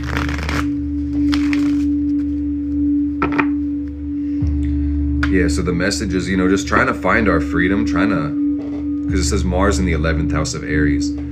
Switch life up or break the monotony to get some more excitement into our experience. All right, let's see what these cards are giving. These feel decently shuffled. Let's go like 2 more, adequately shuffled. Excellently shuffled, yes, yes, And also, I feel it's good company that we're seeking, to be around people that love us and we love. Hierophant came right the fuck back out, gang. So that's the past energy. To me, that says trying to do the right thing is really the key for the Pisces people. That's just how y'all operate. That's the context we come from. So this current energy is Temperance in reverse. And this may look like trying to find our faith again, trying to connect with the divine.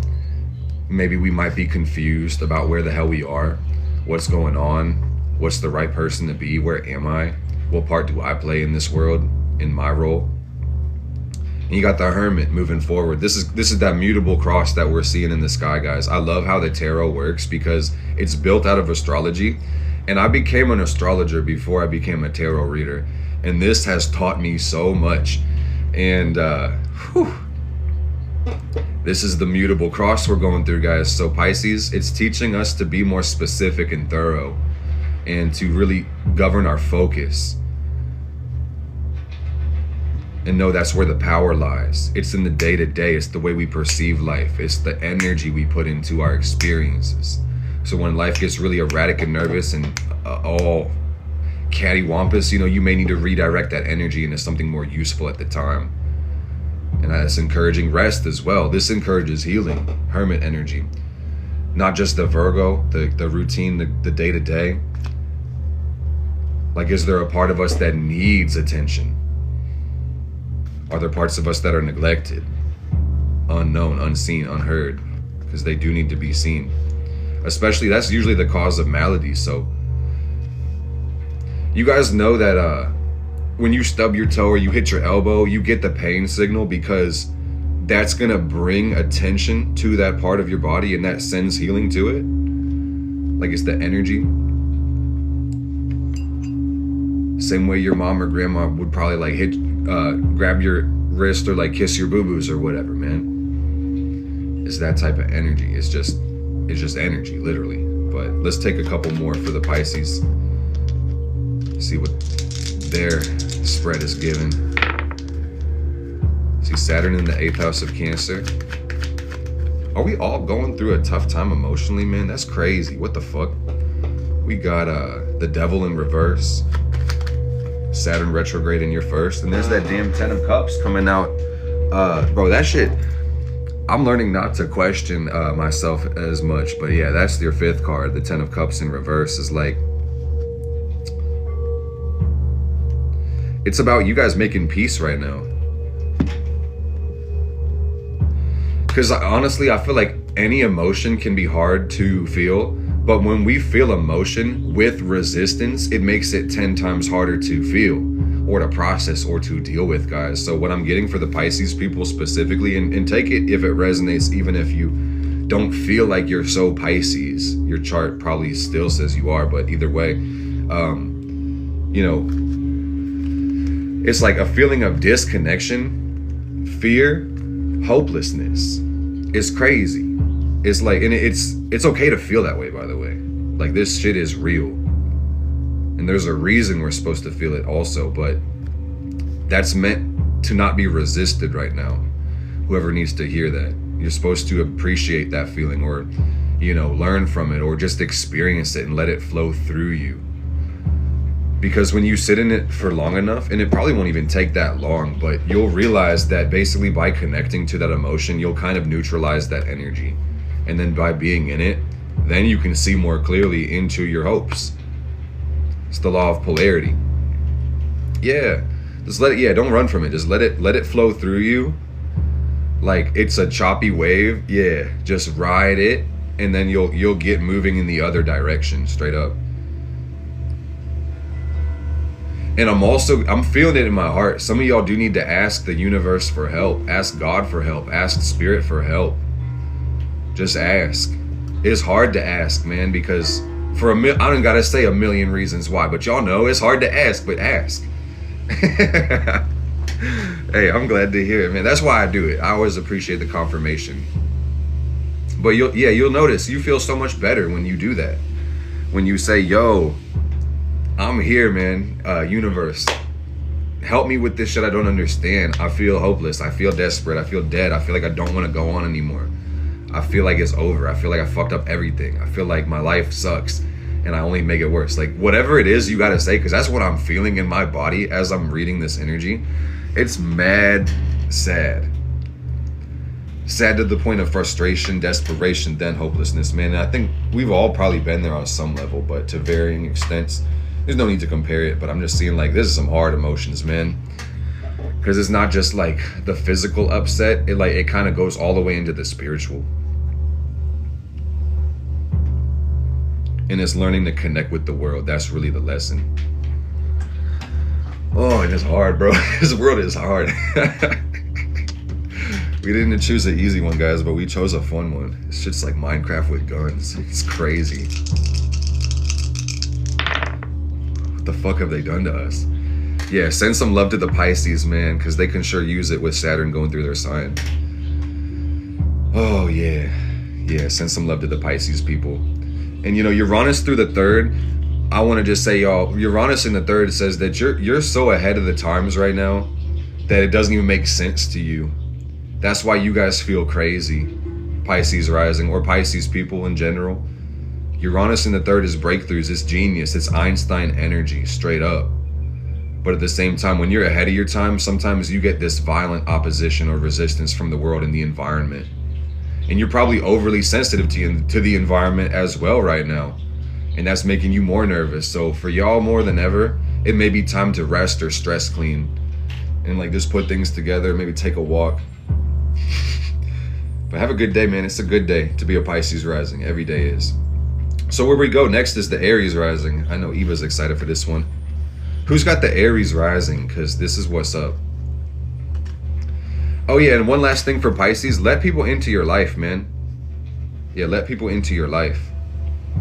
Venus in the 7th. And it says Pluto in the 7th on the dice. Yeah, don't be so scared. There are good people here, man.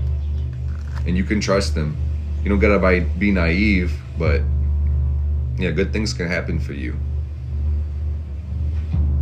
Scorpio is coming. I'm actually gonna do Scorpio. Yeah, Scorpio is gonna be in a minute. It'll be like 7 signs over, basically, 7 or 8. So, oh man, bro, I got FOMO for a second. No joke. I'm just explaining it because I gotta talk it out of my solar. I don't think I have to. I could probably like breathe it through, but I'm trading, guys, and it's a skill I'm learning. And it's kind of like a side thing so I can stay committed to my main thing, but it's just like, you know, life always, and it reflects who you are so quickly back to yourself. Like I'm really realizing, like, you know, it could always be better, or, you know, like a perfectionist basically. And that's what I'm seeing even through like my interests. It's just crazy. And I'm gonna shut up, man, because I don't gotta go too far about it. That's basically the full thought. The rest just, I be yapping my dick off, bro. I'm sorry. But, okay, let me get the Aries card, man.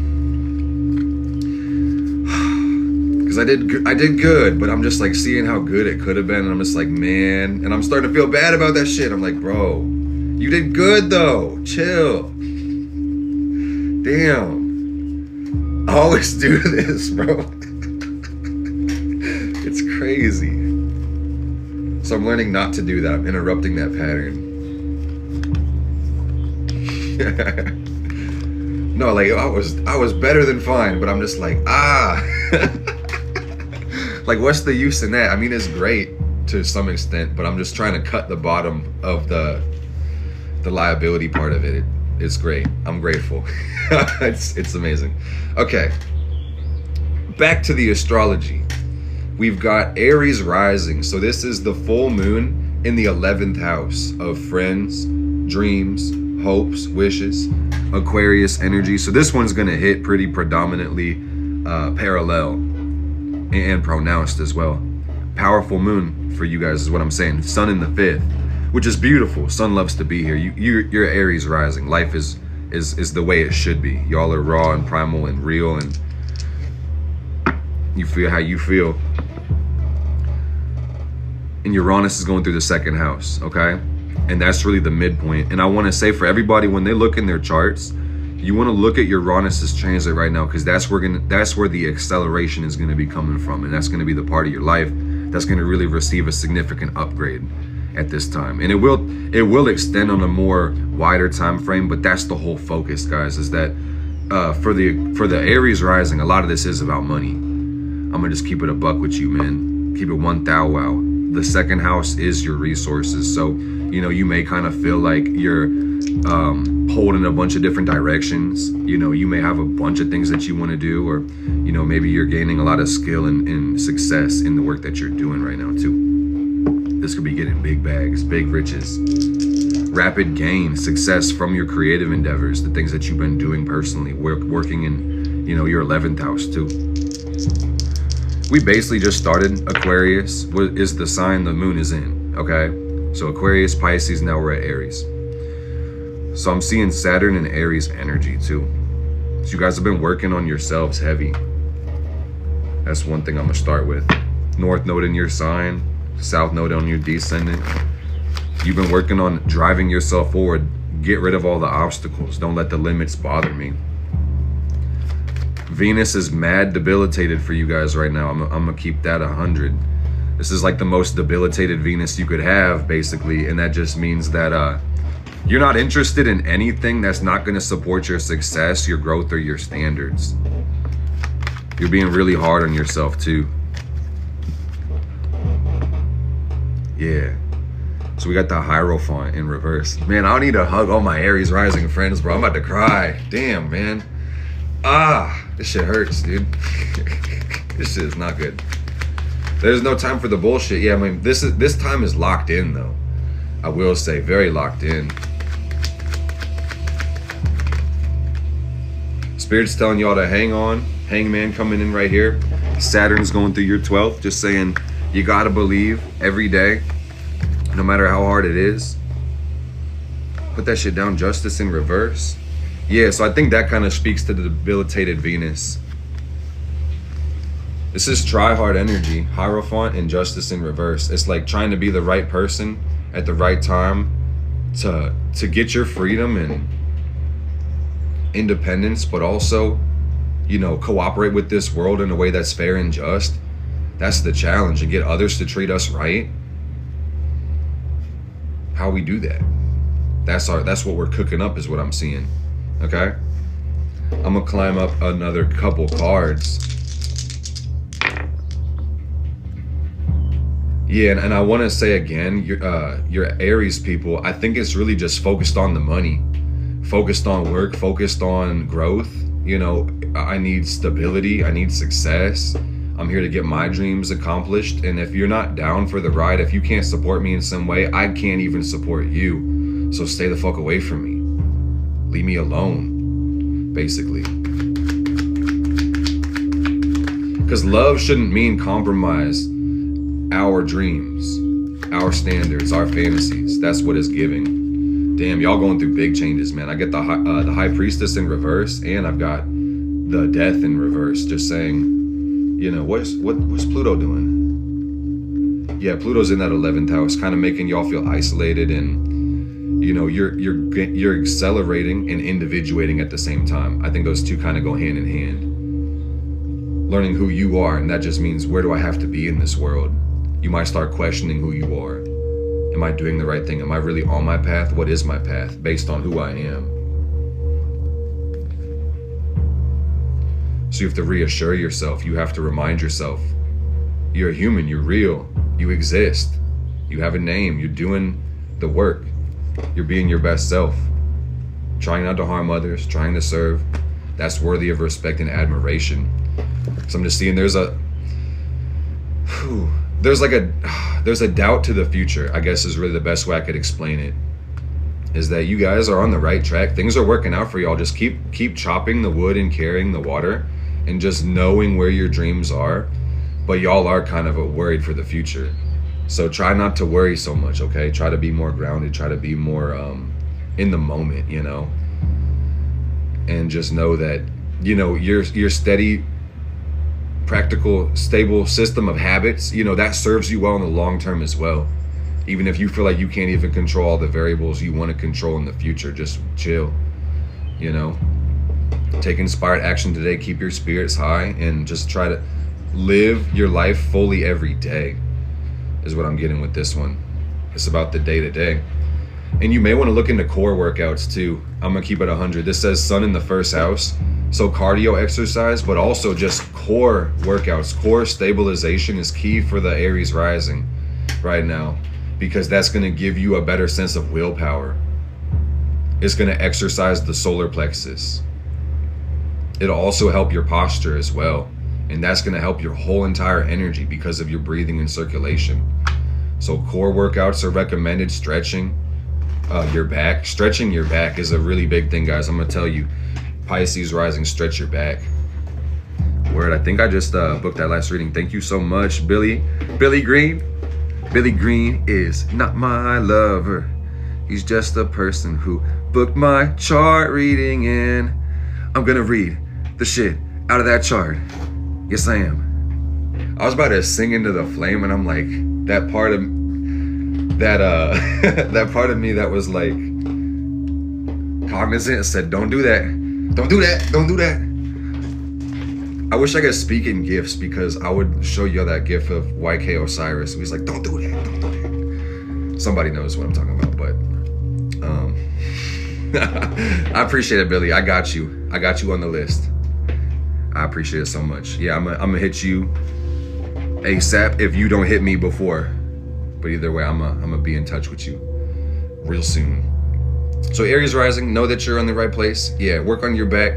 You may want to dance, you know, Billie Jean. You may want to have a good time.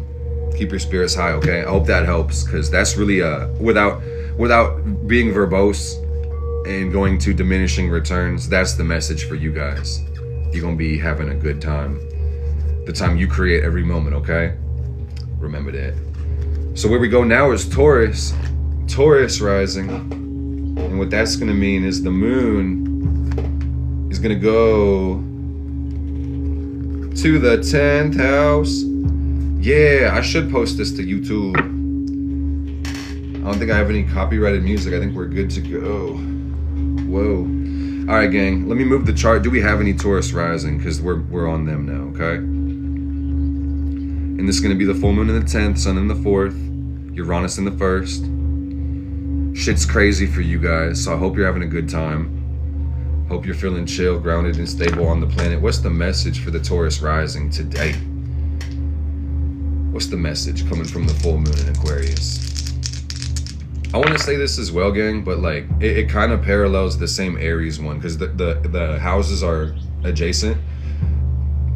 I want to reassure y'all who are afraid of the future too, because I think that's a big part of this as well.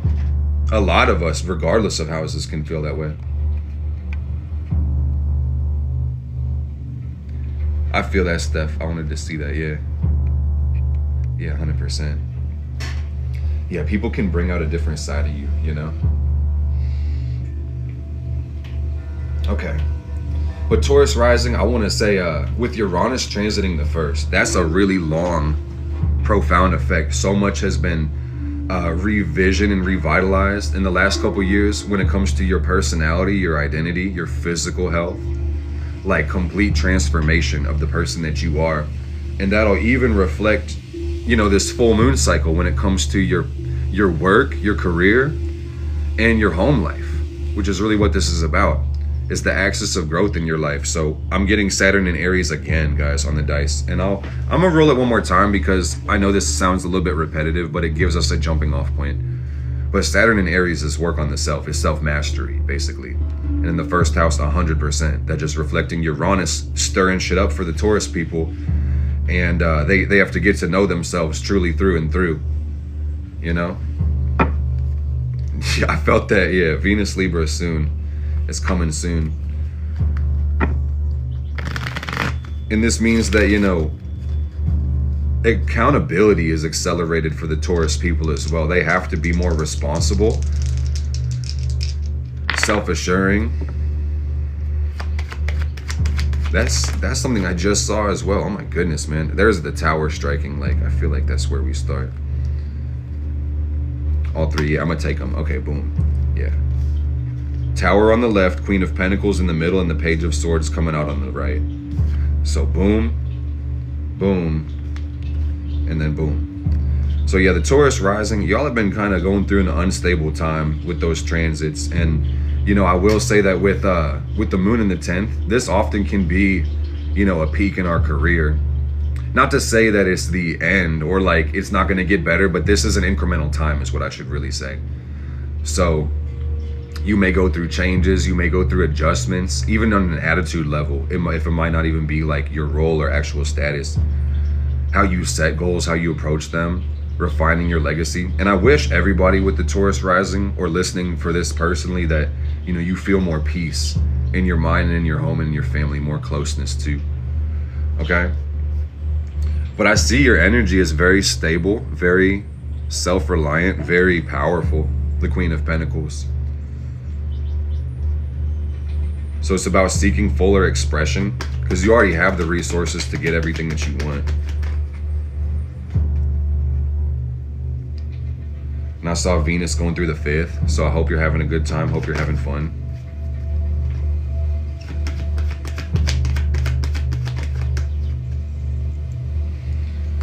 Got the moon, which is funny because that's literally what we're talking about.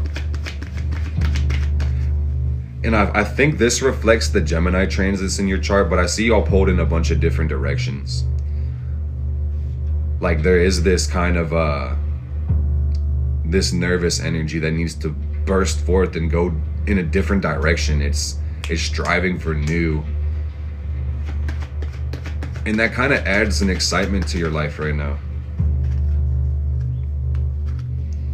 So I'm going to tell y'all, focus on rest and reflection for this one. Because I got the Page of Swords coming out on the right in this whole spread, Taurus rising. And what that just tells me is that, you know, you don't know what you don't know, but don't assume that you lack direction, okay? Slow down. Honor the power of your perceptions. I really want to say slow down.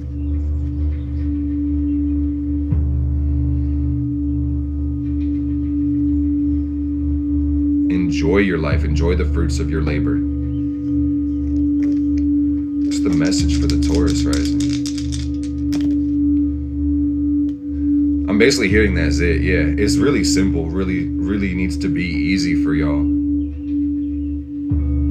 Like, you don't need to overcomplicate shit, man. And that's kind of funny because that's what I'm seeking in this energy. Like, it can be very easy. It doesn't have to be hard. Just simplify some shit right now. Think about mind mapping. It says Mercury in Virgo in the 11th house. Mind map. Like, think about your dreams. Think about your goals. How are you going to hit them? How could you fail?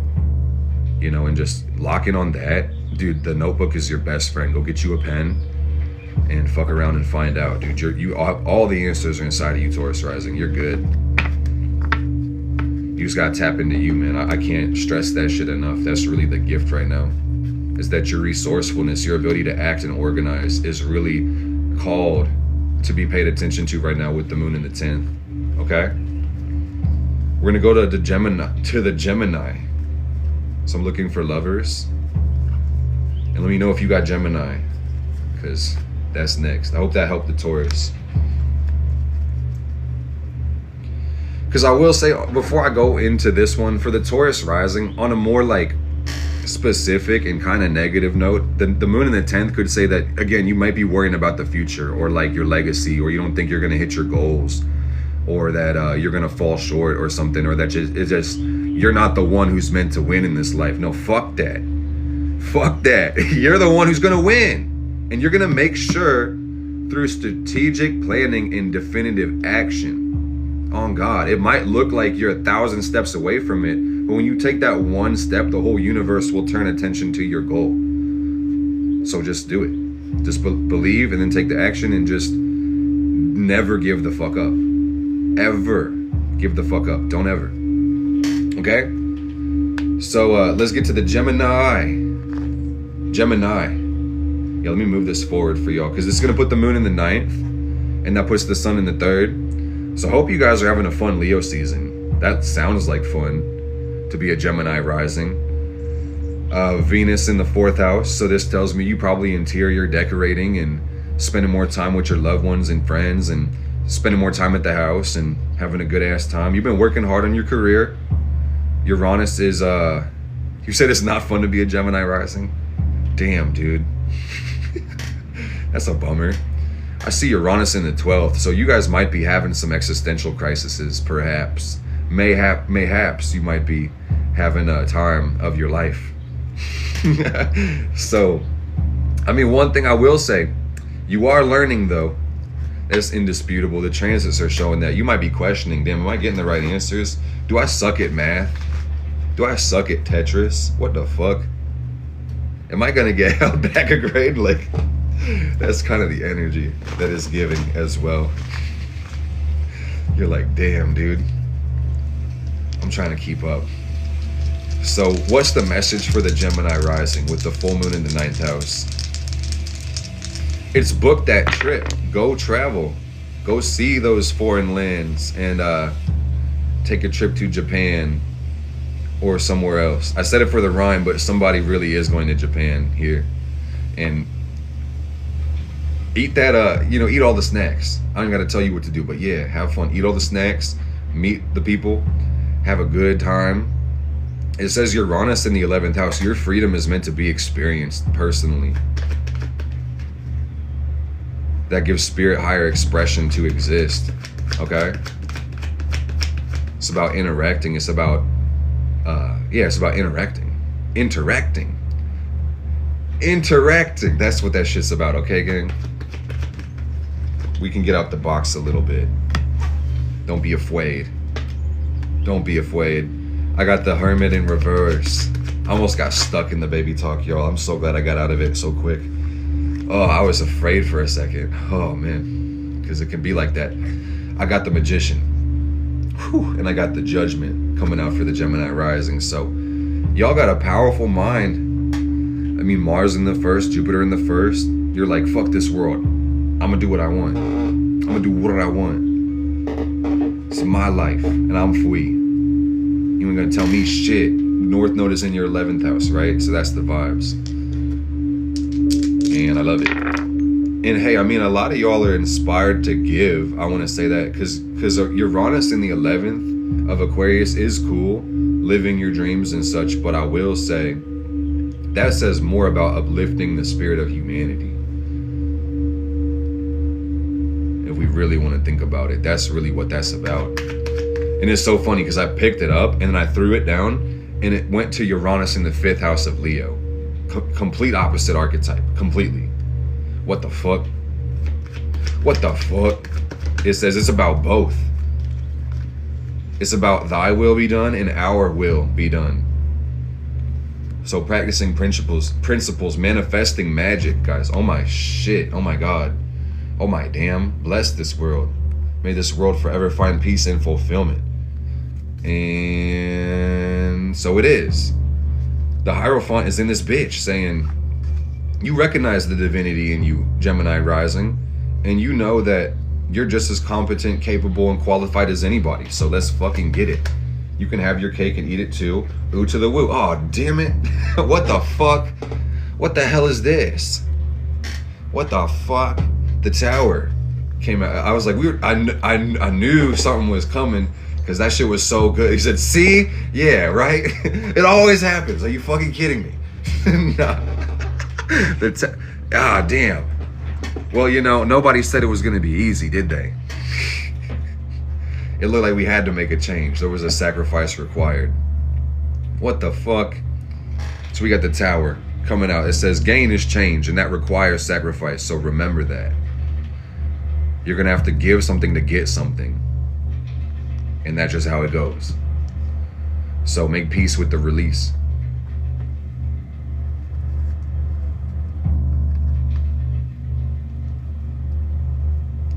And if you're over-identified personally with the ego, sacrifice will look like a loss of self. Holy shit. Should I say that shit again? What the fuck? Gemini. I'm having a good time, guys. But yeah, if you're over-identified with the ego, sacrifice will look like the loss of self. And it might not actually be that way. Bro, this shit is deep. I'm amazed, but are y'all amazed? What the fuck? I'm amazed by me, but this is not the point. I'm here to share.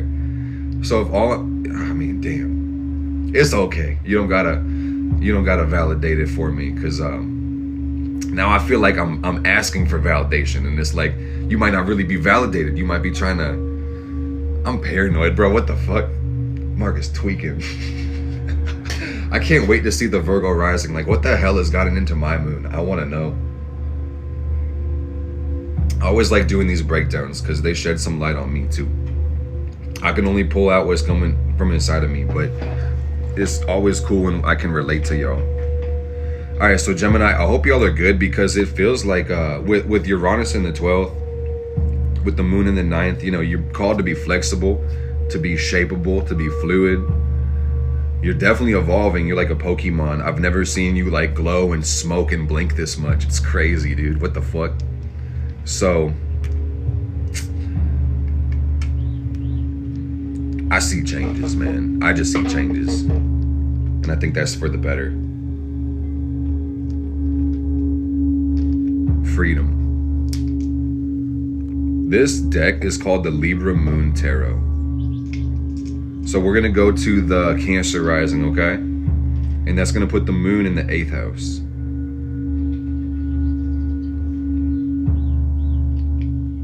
Oh shit, the Pokeball. Dude, that's crazy. Yeah, I'm actually gonna go backwards with this one. Yeah, it's gonna take me a second. I'm gonna put these cards back, but let's get Cancer out here as I'm rewinding the clock. Yo, shout out to the Cancers. Dude, I bought this little thing. I haven't used it in a minute, but I bought this, it looks kind of sus, I'm not gonna lie. Like, this, like, console, this gaming thing, it's like a handheld device, and I can play, like, Game Boy games on it. So I have been playing Pokemon, like, it's been a minute since I've used it, but I would, like, play it in the gym or, like, between things, and that shit was so cool. Oh, damn, you want me to show them that stretch? Dude, that stretch is crazy. Maybe on break. I think it was called Arbornick or Anbernick, one of the other. But it's like a, I don't want to call it, maybe it's an emulator, yeah. It looks like an old school Game Boy, but the game's already preloaded on it, and it has like a bunch of different options, like different consoles on the game itself. So there's like thousands of games, but I flipped through, I'm like, most of these games I don't want to play for real. It had Pokemon on it, and that's good enough for me. But everything else, like, eh. There was like Crash Bandicoot, Spyro. Yeah, let me get the Cancer. It took me a minute, bro. I had to rewind the whole chart. So Cancer energy. I'm looking for the Chariot, for the moon. So the Cancers, this moon is going through the 8th house. Full moon in the 8th. And the sun is going through the 2nd. And the Uranus is going through the 11th. So I will say this one also strikes me as about money for the Cancer rising, Cancer people. There's a lot going on in finances right now when it comes to your future, your long-term goals, your career, your investing, the work you're doing. You're putting a lot of time and energy. This to me looks like a lot of hours. The 2nd house sun as well. North node in the 10th. You're focused on the future. You're focused on what's next. That's beautiful. Do we have any Cancer rising here today? Because I'm about to pull these cards, man, see what it's given.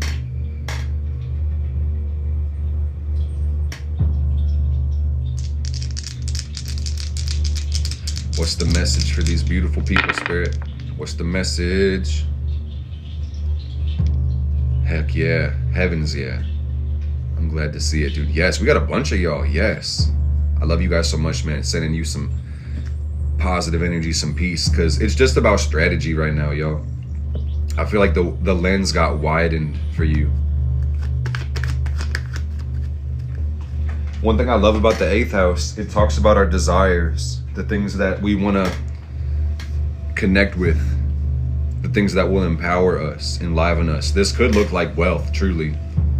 You know, how can we manage our time? Can we get the amount of resources to be able to do what we want? Absolutely we can. Save your money so it can save you, and invest it in the long term as well. I got justice, I got strength. So I will say that character is also something you're spending a lot of time focused on. Being the right person in the right place and time, doing the right thing, changing yourself, self-development, being strong. That's what that's given. I love it. I support it. I hope you see it, dude, because that work sucks, bro. It's hard. Let's just keep it 100. Like, if you don't appreciate it, you're not going to want to do it for that long. So one good deed deserves another, and it's always worth re-encouraging yourself when you recommit to your purpose every day. Okay? Beautiful. I got the Wheel of Fortune. coming out for you guys, which says your path is blessed, so stay optimistic and keep hoping for a beautiful future. I love this shit, guys. These cards are nice. They're really good. We got 2 more. Let's see how it goes, man. I feel like I'm at the blackjack table or some shit. I'm like, come on now, baby, I need snake eyes. I need snake eyes or doubles or some shit. I got the Emperor coming out, so that's cool. We're off to a good start. One more. I'm not trying to bust right now, man, but that's how it felt last time. When the last one was the Tower, I'm like, damn it. Oh, hell yeah, bro. We just hit the jackpot. Fuck yeah, man. These cards are beautiful. This is for the Cancer Rising. God, I love the Cancer Rising people. That's great. Moon in Pisces in the 11th. That means feeling happy, feeling free, fun, friendly. Ooh, shit's good.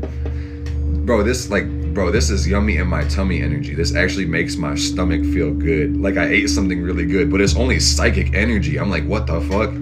This feels fulfilling, it's happy, it's light. Who gives a fuck? I have no cares. Even though I'm deeply in this world and connected, it's like, it's the freedom life has afforded us to be ourselves around everybody else. How cool. So strength, that's you. Emperor is more like, now that you are individual, Leo energy, fuck this world, I'm about to get what I want. And there's a way I can do that in alignment with everything. That's the High Priestess. That's the middle pillar. That's right action. It's not even necessarily right action, but it's integrative action. Right and wrong are like I don't want to say one side is right and one is wrong, but it's the fact that duality is embraced and integrated, and that we really try to meet it in the middle and offer a form of sacrifice or reconciliation. Integration being the key word. And I know this is getting way more deep and esoteric, bruh, but this just feels like you're present as fuck because you know where you are and how your life in its context relates to everything. And maybe you don't know everything about the universe and all the mysteries, and nor should you. It's like you're just happy right now. You're excited to be here. And you see no reason to worry, no reason to suffer in this life, basically. Even if bad things do happen or you have a troubled past, you're at peace with it, man. You're letting it go. You give it to God. That's what I'm seeing. And I love that shit, man. That's so sweet. Dude, this actually this is so comforting to read. Like, I love this shit so much, man. So shout out to the Cancer Rising. My woman's a Cancer Rising, by the way. And like, she's fucking amazing, dude. She's the best. She's literally the best. But I hope you guys are feeling that energy, because I look up to her, of course, and like me being a Virgo rising, Jupiter 7th, I idealize her as well. But it's like, yeah, man, this energy that the Cancer's got, it's deeply connected and integrated. I will say that's quite serious though as well. It's very realistic. Hopefully that seriousness doesn't cut too much into the happiness. Stay in that moment, okay?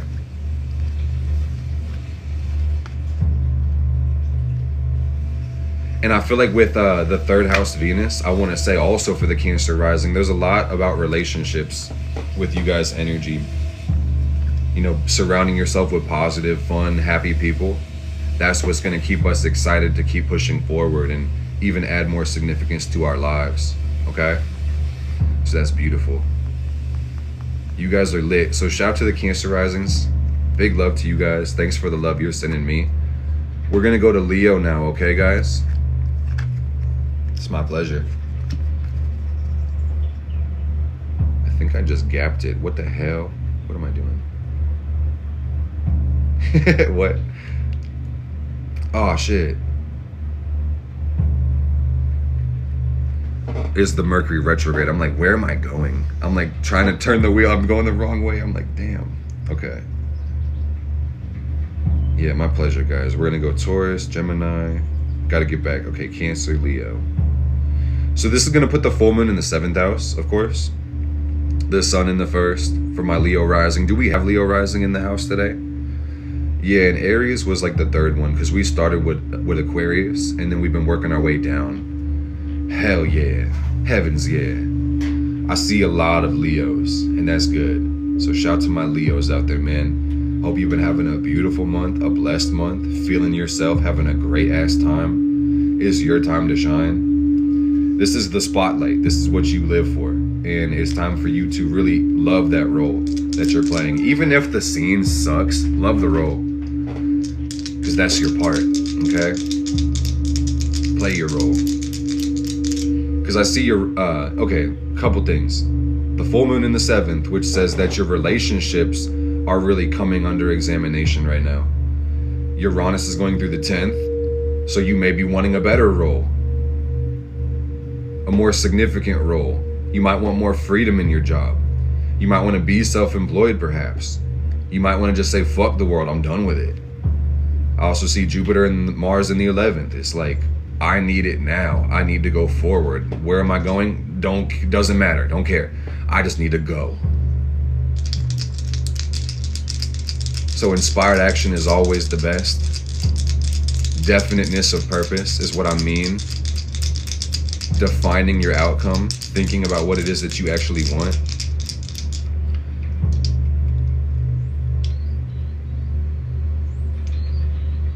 Self-reflection is very pronounced with this full moon for you guys, Leo rising. Like, who am I and what does that say about the world? In my world, what does that say about me? What's the message for the Leo rising? Let's get it. So Aquarius in the 8th, Jupiter in the 8th is just gonna say, and that's not in transit, but it's on the dice.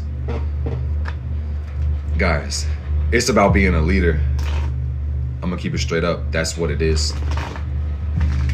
Being a leader, stepping up, being someone worthy of following, inspiring.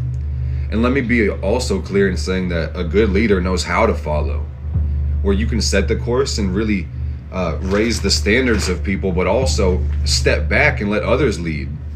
And great leaders are way more interested in employing the strengths of others than themselves, and that lies their power. So how can we utilize the strengths of others a little better? Teaching our success, that's what I'm really getting, guys, with Jupiter in the 8th of Aquarius. Show others how to win, show others how to succeed, help others. I got the Death card coming out first, and that's beautiful. Just saying, hey man, you're nowhere near where you started from. So congratulate yourself on all the growth. Straight up, think about it. Where were you a year ago? Where were you 3 years ago? 10 years ago? Oh my God. This one actually came up upright, the High Priestess. And that's kind of funny because I almost put it down upside down. And it says, you know, this with the transfer, and you may also be in this process too of evolution.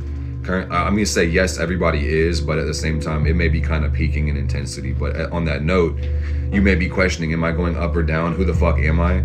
Am I the right person? Yeah, dude, I hate this shit as well because, let me be honest, guys, a full moon is a great time, and we have it every month. But at the same time, this also kind of sucks on the note of geometry. Not even for any moral or like ethical or like I don't know if atavistic is the word, but that felt like the word. I'll have to look that up later. But like, it's just the math, just the geometry, just the fact that the planets have cycles, and this is basically where the cycle has peaked, and now it has to kind of release and close back in. So it's like, this is like when you go to the concert, guys. I'm really trying to relate this esoteric to everybody, man. When you go to the fucking concert and it's your favorite band, and you all have a good time at the show, and they play their one-hit wonder or like their hot song at the moment, and then it's like, then the shit like kind of turns off, and then it's like, now everybody's got to go home, and it's like, okay, damn, you know, now we're gonna get back to life and shit, you know. It's just this cyclical energy. That was the fulfillment that we were seeking, basically, you know. And on a more symbolic level, this Aquarius energy is our hopes and dreams, man. So and I will say that that's physical and distant, but this energy will also show us how we experience our psychology. And there's a lot to be said about, with the Leo people, what do you expect of yourself, and how do your expectations of yourself and your actual obligations in the world relate or differ? You know, it's okay to want to be better. And on some level, you can't grow if you see yourself as perfect. But at the same time, if your standards are so increased and high and demanding of yourself, you may kind of reject yourself for who you are, or assume that you're not worthy of love, praise, or acceptance. And that's dangerous. So that's what this is really giving, guys. On some level, when I say self-reflection, it's like deep to the point of paradigm and perception, but also so physical and solid to the point of how am I building my world and what am I doing? And is this a reflection of my true creative potential? So, that's an internal journey, truly. That's all I can say. We're going to pull more cards, but for the Leo people, it says that, you've definitely changed a lot, and you're going through this path of uncovering the self. And on some level, you're integrating a part of the universe into the physical. So that's really cool. And that in itself is divine in its own right. So that's what you need to realize too before we go any further, is like some of y'all really have huge dreams, man. And I'm just going to keep it a buck. This is the problem for some of y'all, is that the distance between yourself right now and where you want to be is so vast. All you're reflecting back to yourself is nothingness or like negativity or fear. So you're going to have to kind of curb that and recognize that you're doing perfect on the spot that you're on, basically. So demonstrating trust is all you have to do with right action, okay? Like, just go to work today, do your thing, and just give it time, let it cook. Okay, I got Temperance in reverse too, and this has been coming up in a lot of readings, man, and I feel like it's afflicted Jupiter, but yeah, don't lose hope, don't lose faith. You're going to have to be able to summon faith and courage whenever things get a little bit too routine or too mundane, or they don't confirm. Like, you don't always win, for real. It's not every day you get to hit the grand slam. Not every time you swing, you're lucky. I mean, I don't want to call it luck, because if you're Barry Bonds or whatever, but the bases have to be loaded, right? So yeah, it's like, luck is a key ingredient, and you have to believe that you're lucky, guys. That's what I'm also seeing, is that things might not always be grateful. Yeah, they might not always play out the way that you want, but definitely give thanks for your life and the blessings that you have, because the more grateful you are, the more the universe can actually bless you with better things. Because we're either going to use our energy to kind of like passively narrate our life, or we may actively criticize it, or we could gratefully accept life, and that would open us to more blessings. And I think with this not matching our expectations, we just want to be careful about complaining about the things that we could change, because the universe doesn't look down on us with awe and wonder, more like kind of pity and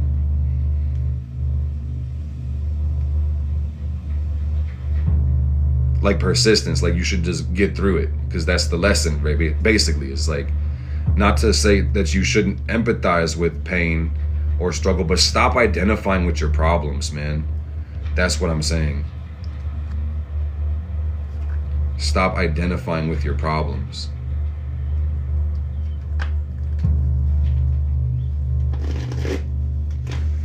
I would say the universe does have emotions, but it more so kind of reflects you personally. Like, you are the universe's emotions, essentially.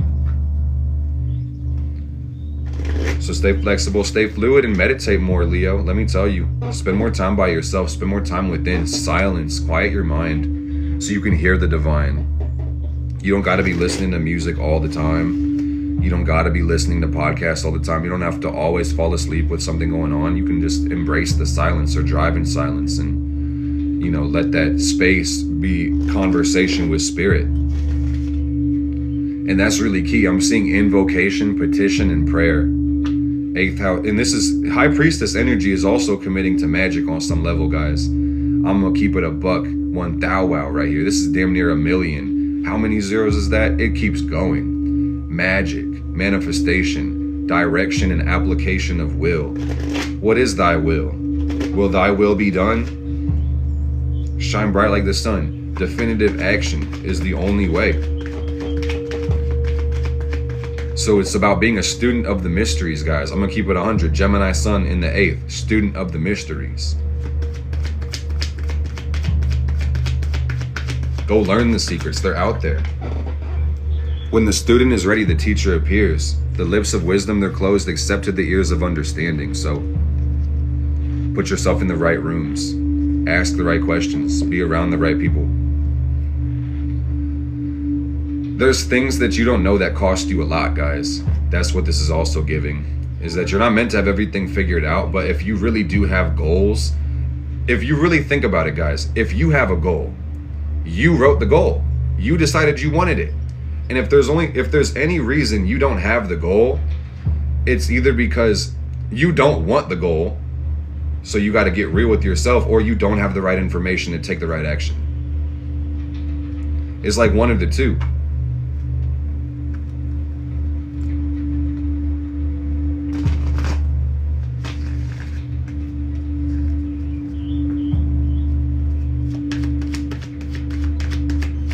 I got the Wheel of Fortune out here, gang. And this says, don't doubt yourself. Have faith. Believe. Because manifestation is scary, guys. It's like, how do I turn this Ford into a fucking Lamborghini? How am I going to do that shit? How am I going to take if I want to sing on stage in front of millions of people, how the fuck am I going to do that from the back of a Denny's? It's giving this type of energy. Bro, you can come from rags to riches, nothing to something in less than one life.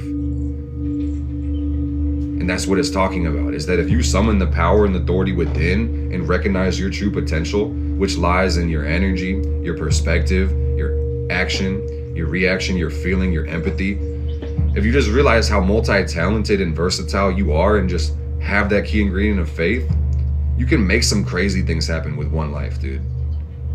Beautiful things. But do not assume for a second that the universe doesn't love you enough to give you what you want. Because that's what I'm seeing for some. I don't know if it's really that deep or deeper, but yo, like, you gotta trust, man, that you have a spot here too, Leo. And it's not wrong for you to want to be selfish on some level.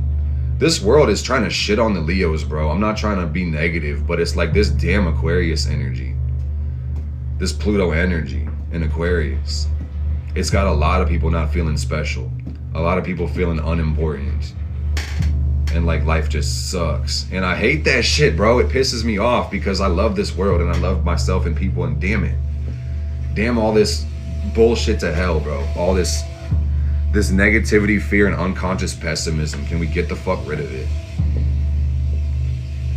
I see a lot about mental health in this reading too, man. North Node in the 6th house of Aquarius, you know, recognizing how your mind and your body work and giving yourself a fighting chance by eating good food and sleeping and touching grass and stretching and, you know, breathing a lot deeper, guys, and understanding the power of our mind. I think we're kind of this. I don't want to get on a soapbox. I'm also really excited to get into Virgo because that's my sign, Virgo rising. But I feel like we're kind of underdeveloped scientifically on some level when it comes to our mental health. And I feel like that's kind of vague, but at the same time, I think y'all get what I'm trying to express. And I think on some level, I could even relate this to, like, we've got so much technology right now. This is Aquarius energy. So much information and compartmentalization. Everybody is so connected in a way like never before, where we also feel so distant. It's really interesting, the times we're living through right now.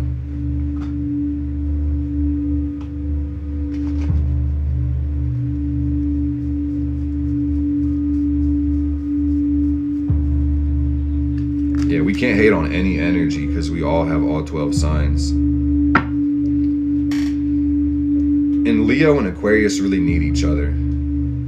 So there's no hate here, man. It's just, how do we build this future? That's really the question we're asking. How do we build it? One day at a time. We gotta fully develop and commit to ourselves. I think that's the last thing I gotta say to Leo, because that was pretty deep. That was very comprehensive. A lot to say about it. We definitely hit the Pluto in the 7th house, and I'm grateful for that.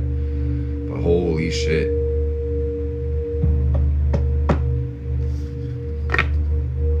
So Leo, shine bright. Love yourself. Love the world. Don't be at war with yourself, because then you can't be at peace with anybody else, okay? And that's for my Leos out there. I am a Leo sun, and that felt good. That felt warming to hear me say to the world, wow. Wow, oh my God. Oh my God, I'm happy.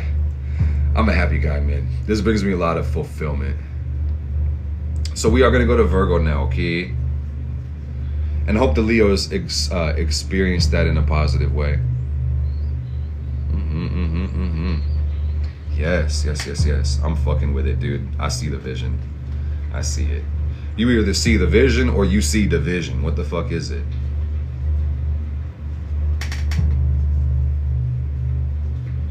I'm just saying, guys, we can do way more with a unified effort as opposed to an individual one.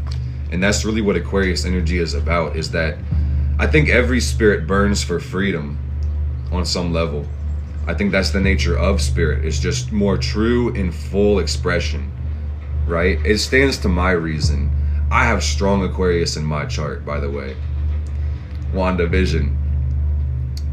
Yeah, so I think on some level, guys, it's like there's a lot of dichotomy you have to deal with, but on this spectrum, it's like having the want to be separate, to be a true individual, to be relative everything else, but also to be, you know, integrated, to be connected, to be osmosed into the world. Oh my God. And that's scary as fuck, dude. This is why Aquarius gets a little complicated, in the sense that to be in the world but not of it, you know, or of the world but not in it.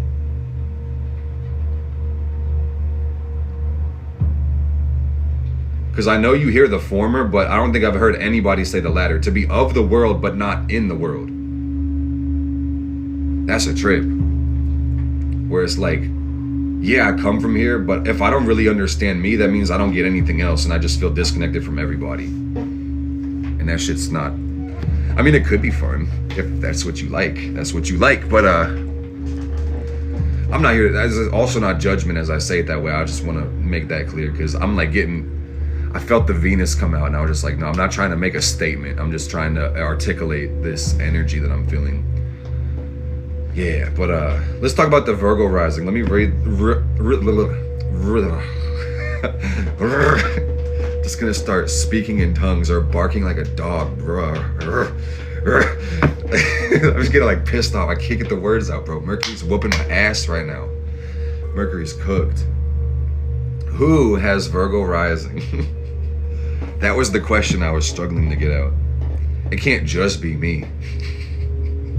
Bro, imagine I just flipped the table. That's what it was feeling like. I was just getting more frustrated. Like a lawnmower trying to start. Well, shout out to the Virgo risings, guys, because today's your day. Today's your lucky day. We've got the moon in the 6th house, Virgo rising. And what that does is that puts the Uranus in the 10th.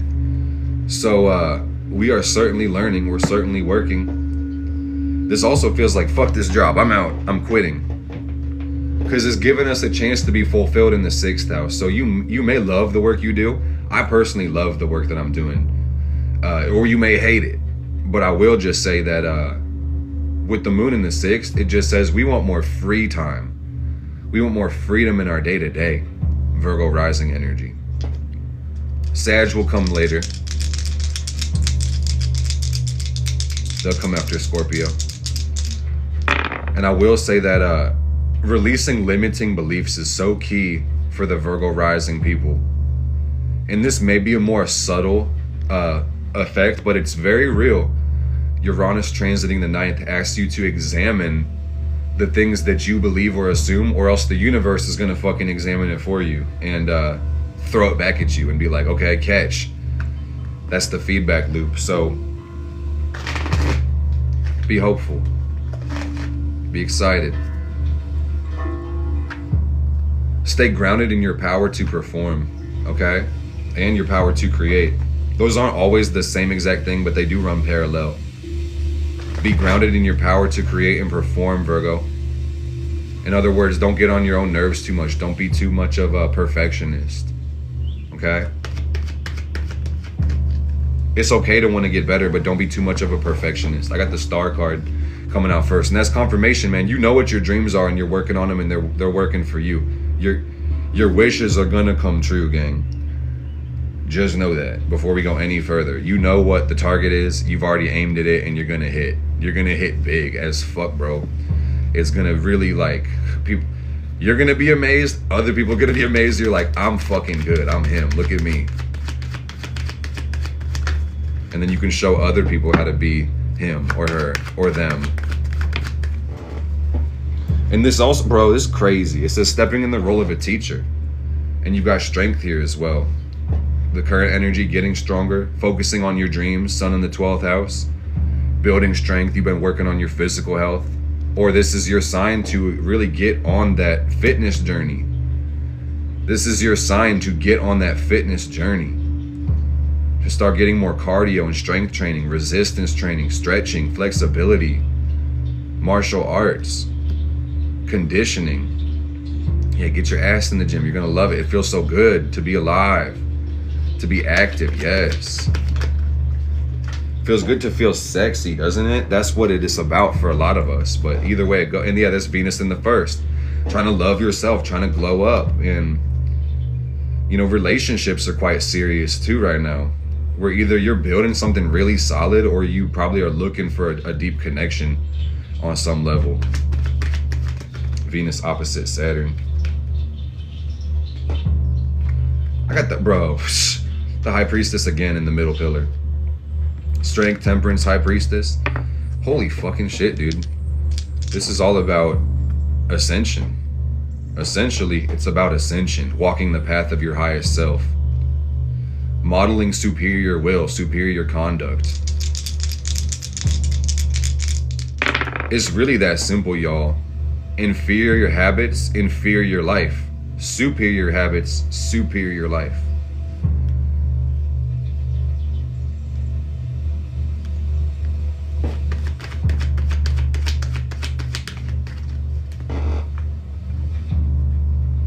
These are very auspicious cards, y'all. I like this. These are my cards too, man. I'm just like, damn. What is it? What's the message for the Virgo risings? What do we need to know about this energy?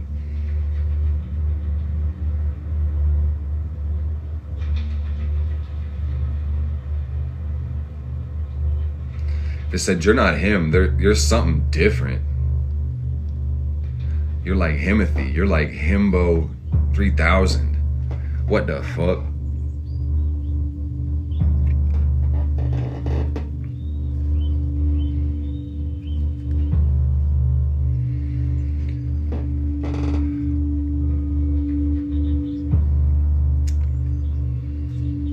And I see rebirth coming. I see the Fool up here, guys. Mars and Gemini in the second house. I like this energy, and I was really taking it in for a second.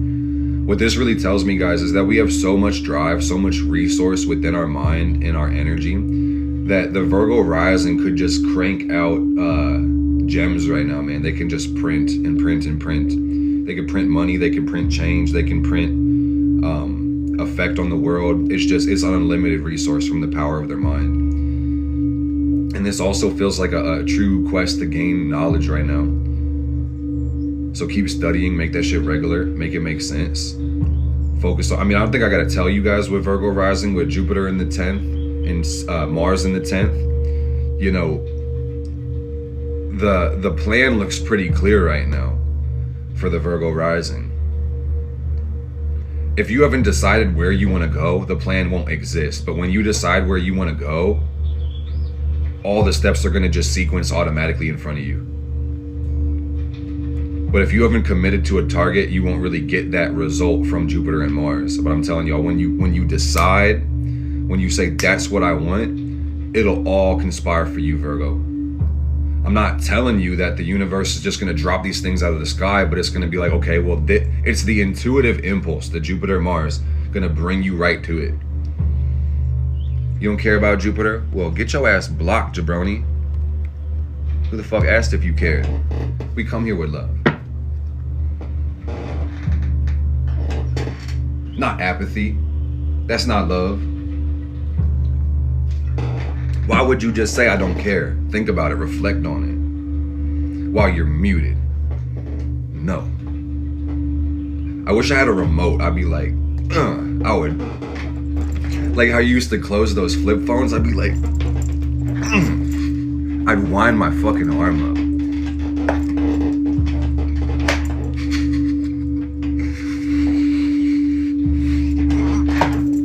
bitch. No.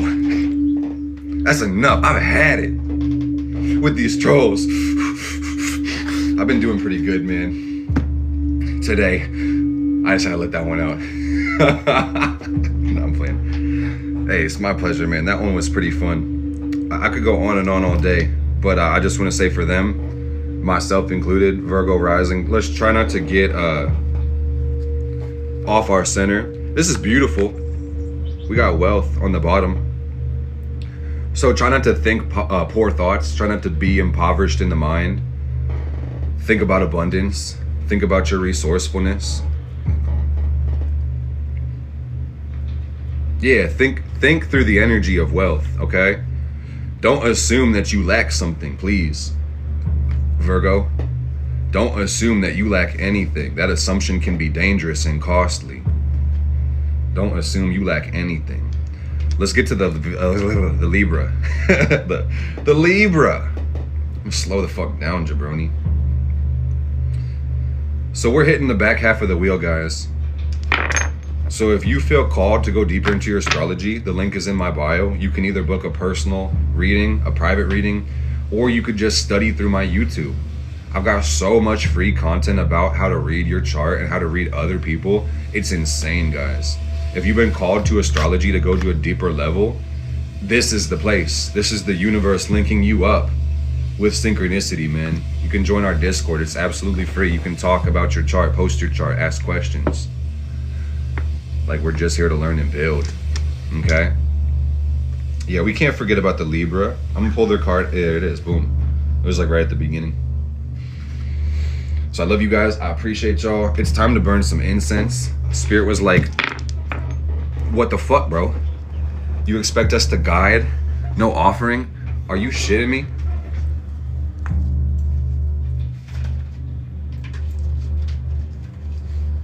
You said, how about you reciprocity, bitch? Yeah. Let's do it. Haters are like flies, man. You just let them buzz. If they get too close to you and touch you, you have grounds to smack them though, which is really cool. That's one thing I like about flies, is they don't give a fuck. They really don't. And they can teach you a lot about life, because everything is spirit. We bless, we consecrate our, and I try to be playful with my guides, man. We bless and we consecrate the incense as an offering to our guides in spirit, and the guides and spirits of this place, may they all partake, be fulfilled and satisfied, blessed be. You know, you invite spirit into your life and then, wow, what happens? A lot of cool shit, a lot of mystical shit. If you're open to receive it. Welcome to the Inner Temple Fire family. It's your host with the most, Mr. Meyer with the fire. Here to share ideas and take the collective vibration higher. Our sole intention is to reconcile all paradox with love and truth. I love you. I do. And you love you too. And we're building world peace. And we're about to talk about Libra in the full moon in Aquarius hitting their 5th house in just one sec. I'm gonna put the incense down and we're gonna... Bro, what if I read the chart like this? That'd be fucking crazy. What if I like start talking with my hands like with the incense? Bro, it's the goofiest shit. Be like, let me tell you what's about to happen with the... It's likely I burn myself if I do that. Let me not do that.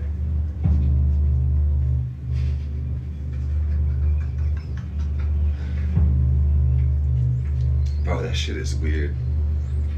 My mind is goofy sometimes.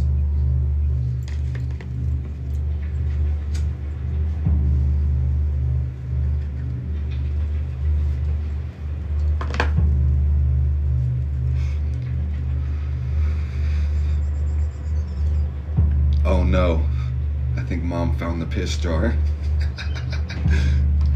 I'm learning to let myself loose, bro. This is Abramelin oil. But doesn't that look like somebody just fucking, some weirdo didn't want to get up from his chair, but it was only a little bit? That shit is hella weird, bro. I like being weird. You're gonna see me be weirder as the days go by, so be careful.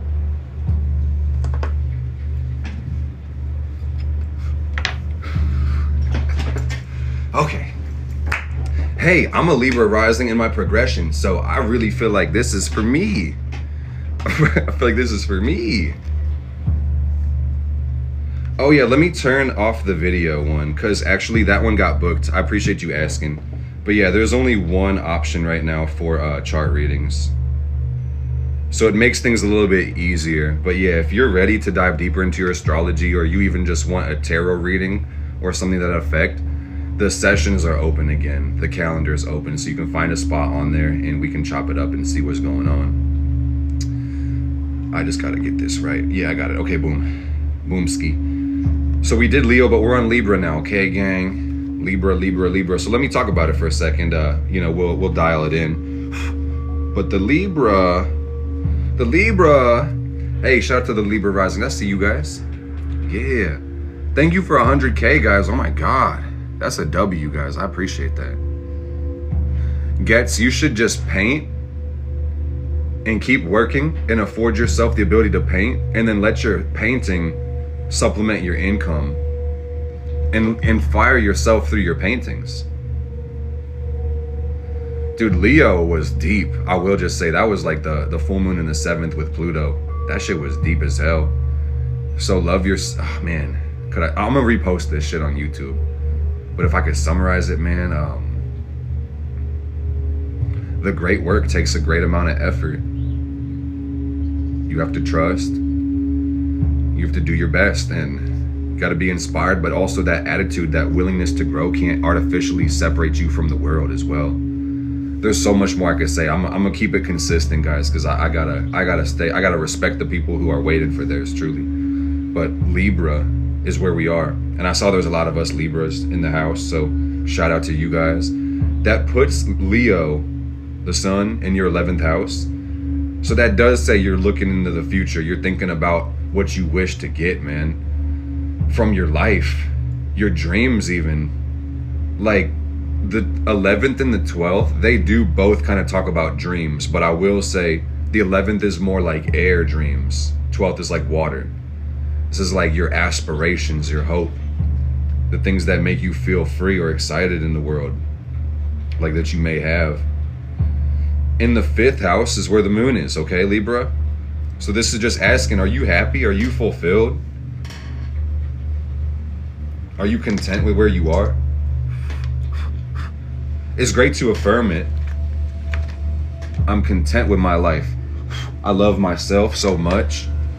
I'm telling you guys, if you're here resonating with this message, those are the affirmations you need to keep every day. I love myself. I'm content with my life. And that'll even help you take more inspired action as well. And I see it's about getting specific about what you want, like what's gonna make me happy. Don't assume you can't have it. I see Uranus is going through the 8th. So what's that say? The way you relate to your desires is changing a lot. It's getting a lot different. So I think a lot of the Libras are really accepting they can have everything they want. They could have their cake, they could eat it too. All their friends could eat cake. Everybody around could be eating. It could be a great time. We can all win at the same time. So I wish you Libras the best. More peace, more power, more positivity. I see that the devil is coming out first. And it's in the 6th house, Saturn in the 6th. So this is the past energy, and I kind of feel like it's just saying hard work. You've been putting in the time, the hours. You have been working on yourself. You may feel like your past kind of sucks, Libra. I will say that. You may feel like all you've inherited in this life was a fuck ton of karma, and you didn't really have as much opportunity or privilege or gift, but you've been able to make a lot from this shit too. So the current energy is the 2 of Cups for the Libra, and that's Venus in your 12th. You feel love right now. Life is beautiful. You may be happily partnered as well, or love might just be the thing that you're seeking, or just equanimity with people. It says moving forward in your job or relationship. So damn, I got Empress in reverse now too. And that's crazy because we got Venus opposite Saturn in transit, but holy shit. So that just, you know, what is it you still need? What is it that's unfulfilled for you? You know, Uranus in the 8th, let me say this, guys, beyond how you just relate to the energy of change, I think on a more specific level for Libra, it's like, can I finally be wealthy? Can I get fucking rich? Empress in reverse. That's what that shit says. Is it my turn to have some money? What the fuck? That's what that says. Big money with a capital M. Money to spend, money to save, money to invest, money to give. How are we going to create that? And I'm also seeing it maybe about creating a side hustle. Projects, even internet money. 6th house Saturn, don't be afraid to step out of your routine, the things that's regular and familiar to you, to provide service, to fulfill a need. Think entrepreneurial right now as well. This is crazy, man, because I'm not seeing this in the chart, but I'm very much seeing it in the cards, in the energy. Is that for the Libra rising, it's like, recognize there's opportunity all around you.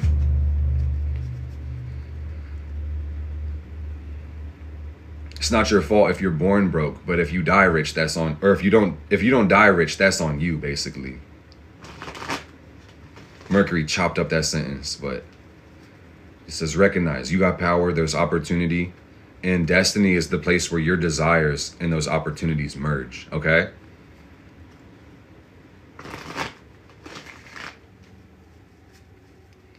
Indefiniteness of purpose. I can't stress this shit enough or repeat it enough, guys, but for the Libra, it's truly about decision, about deciding that when you literally choose that you're gonna have this thing no matter what your life produces. Like every day, you're gonna take effort to get closer to it. I can't stress this shit enough, so I really hope that this helps somebody, because I'm trying to simplify it too, where it's like you do not have to know how to hit all the missing parts or how everything links. You don't even have to know how B hits C. You don't even really have to know how step A works, but you just have to decide what game you're playing. And then, like, you know, you'll find some starting point, and that action will make reaction in the world too. So it's just like visualization. You could also say imagination, and then it's just decision / will, choice, you could even call it. And then you got this motherfucking commitment and belief, conviction and faith. Oh yeah, those are human superpowers, man. You could will a whole bunch of dumb shit into existence just having that, just thinking so negatively and just, you know, acting out of that paradigm and not believing in yourself. You know, you could manifest a whole bunch of fuckery with those same elements. So you gotta be intentional, gang. Not just with the actions, but the formulation of the action. You feel me?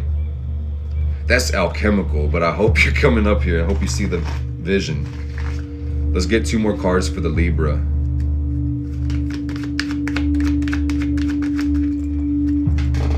Queen of Cups energy. Bad bitch. Yes, respectfully. Divine Feminine is really what I meant to say. Like, that shit got lost in translation, dude. Damn. The Divine Feminine. Oh my goodness. That shit is hella funny, bro. That's so fucked.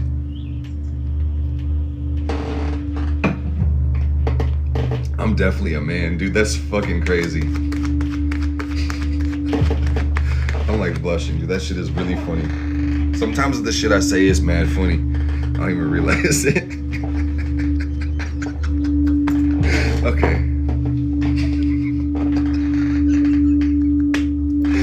Okay. But she's the Queen of Cups. That's mama's love. We need her ass, man. She's beautiful. And this is about... She could be like the king or the queen. You noticed on chess how the queen whoops everybody's ass? That's really what it's giving. Emperor is like, hey, I'm the goddess, but don't provoke Tiamat, because I'll kill everybody in this bitch, man. I'm looking for the dice. Okay, all good. I lost it underneath the cabinet, but I also have the spare, and it was crazy. I actually lost this one, so now we actually, like, You know, let that be a sign that sometimes loss is not really a loss. Sometimes you lose something, but you actually gain something way fucking better. Look at that shit, y'all. Fuck you mean. All right, Libra, I hope you do well. I know you'll do well because you got the power of attraction on your back, on your behalf, and definiteness of purpose. So, Fire family, can I get some flames in chat? I see a couple. Let's burn this shit down for a sec and move to Scorpio. Because if you know anything about Scorpio, this shit's gonna hit, man. My pleasure. And last thing I want to say on that right angle, pointing to the right, Libra, you can have everything you want. Remember that shit.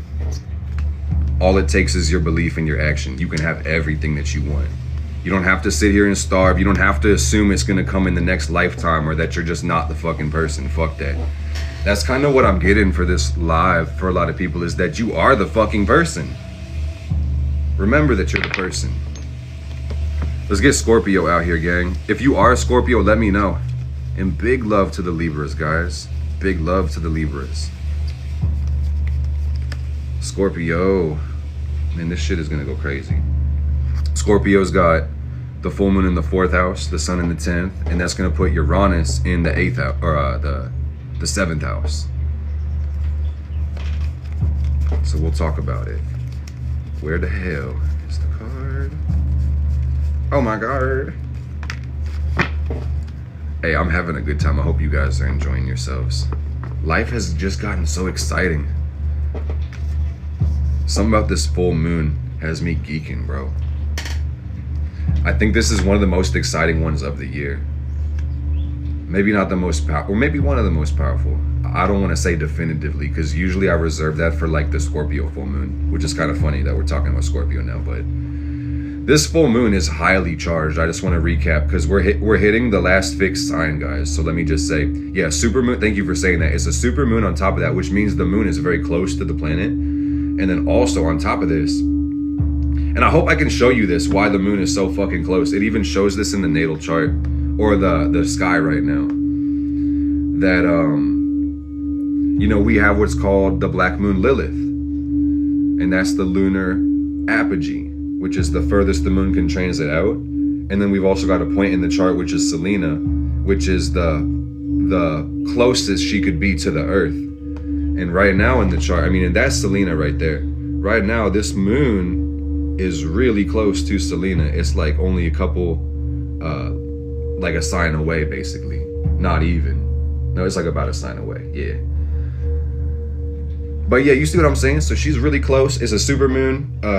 What strikes me as significant, I just want to show, is that, well, actually, why am I doing this? Hold up, I prepared and I'm tripping. I'm bugging y'all, my bad. Check this out.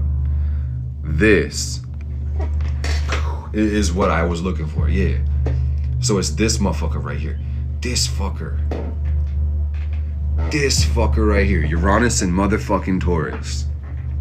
Is just like sitting here, just like, fuck you and the moon. That's what he said. And I'm like, damn, who got you pissed off, bro? What the fuck? So it may not be readily obvious when the full moon just kicks off, because this is the cycle peaking. But if there are profound changes in our lives, they say a lot about the past. But also with the change in the new energy we get from this event, this says a lot about the future, okay? And the energy of Aquarius and Uranus, by the way, are both about the future. So this could talk about like tremendous change, instability, kind of like nervous system disruption. You may feel nothing out of the ordinary today as well. Let me say that. This may just be a regular fucking day for you.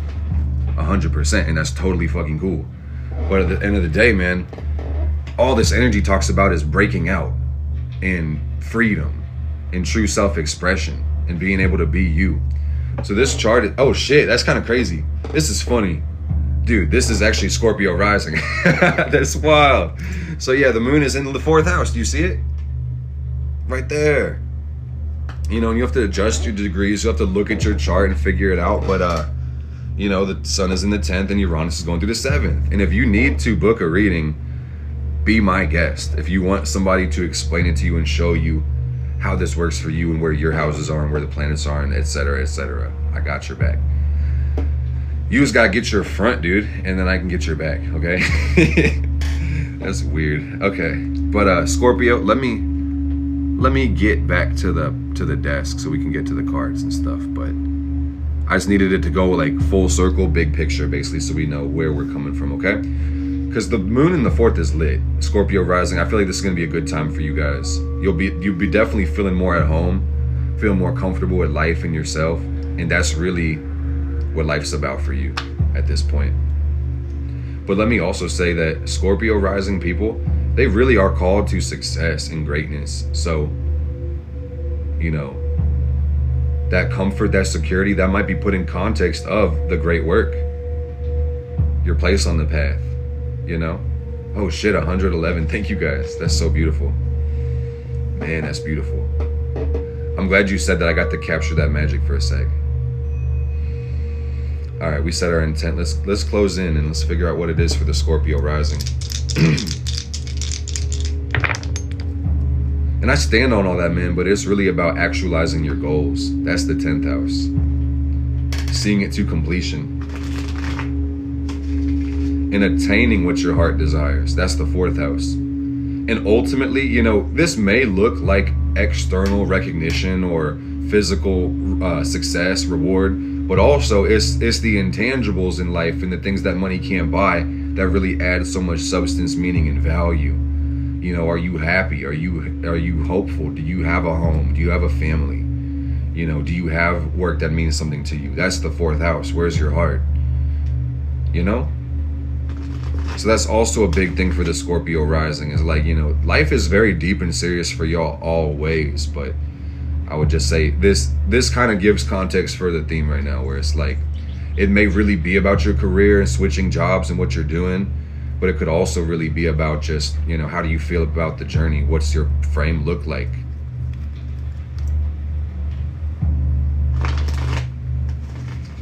Do you have the tools? Do you believe even? Because, you know, Saturn in the 5th kind of makes things rough, or like it may be hard to hope. So it'd be really wise to encourage yourself, Scorpio. No matter where you're going, reassure yourself and let yourself know, man, I'm doing what's best for me. And you're protected, you're guided, you trust yourself. Spirit loves you, Spirit trusts you. This is a little ephemeral, it's deeper, but it says trust in the divine, North Node in Pisces. Like trust in the universe, to the point where you could even trust fall. Not to be blind or irresponsible, but trusting. This is a good card to come out first. That's Libra energy. That says you do feel a sense of balance, a sense of peace within yourself. You do feel equilibrium. That's right, it will always be. You've got temperance in your current energy. To me, that's evolution. I know my Pluto's in Sag, but that's kind of, I always associate them together. But this is spirituality, man. Scorpio, you guys are ascending. And that's really a slow, like, gradual process. As a human, you're a person with a job, basically. You have like a credit card and a driver's license and shit, you know? But you're ascending 100%. Okay? And that just means understanding your higher natures, being more intentional. This is judgment. That's confirmation. Just saying exercising higher judgment. This is Osiris waking the dead. This is really the path to Mercury. Higher intellect. Being more wise, more decisive. There's a lot to say about learning. Being a student of the game, a student of life, the student of the mystery, Scorpio, that's what it's about. Okay? Falling in love with this world, falling in love with the universe. Having relationships that transcend time and space. That's crazy. Words are so profound. So I hope that means something useful to you guys, because I found like 3 things in there. What the fuck?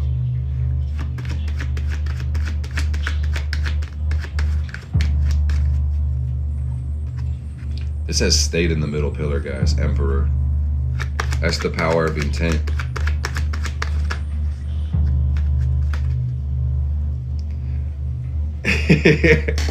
Bro, that's crazy. I'm laughing about, like, nobody complains it's a broken record when it's like the #1 song. So the power of fucking intention. Let's talk about it. Intention is your will. It's your energy. It's the focus. It's the choice. It's based on desire. So when we learn to direct energy and be resourceful, we can program our environment. We can take inspired action. We can surround ourselves with the tools, the resources, and the people that will be conducive to our growth and success. We can eliminate the liabilities that would prevent us from attaining the success. If you use everything in your control to manifest your desires, you simply will have what you want, basically. And the only thing holding that back from you is time. The moon. You gotta give it time, let the cycles work on your behalf. And that's what this is saying for the Scorpio risings. You have everything you need. You just have to give it time. You just have to trust. And you may feel burnt out right now. You may feel tired as fuck. You may feel like surrendering. And sometimes letting go is part of the process. But you got this shit, man. If you don't ultimately give up, you can still take a break. It'll come your way. Just give it time. Okay?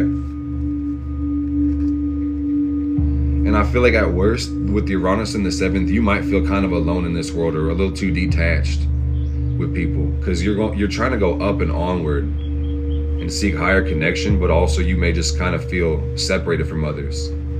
So try not to be artificially separated in some way by being too wrapped up in your problems to the point where you can't let people in when they do understand you. You belong right here, man. You belong everywhere that you go. I say go where you're celebrated, but you belong everywhere. You belong right where you are. You belong seriously. You belong, period. That's the end of that sentence. You belong. What up, Jocelyn? So that's for Scorpio. Fall in love with your dreams, man. Truly. That says a lot. So I'm trying to go full circle on this Scorpio reading, guys, but fall in love with your dreams means to decide what you want, start to picture it more often, and then start to really embrace that feeling. Train your body to experience that mind. And then your actions will follow suit. But some of us lose in our own fantasies, and that's why we keep failing in the physical world.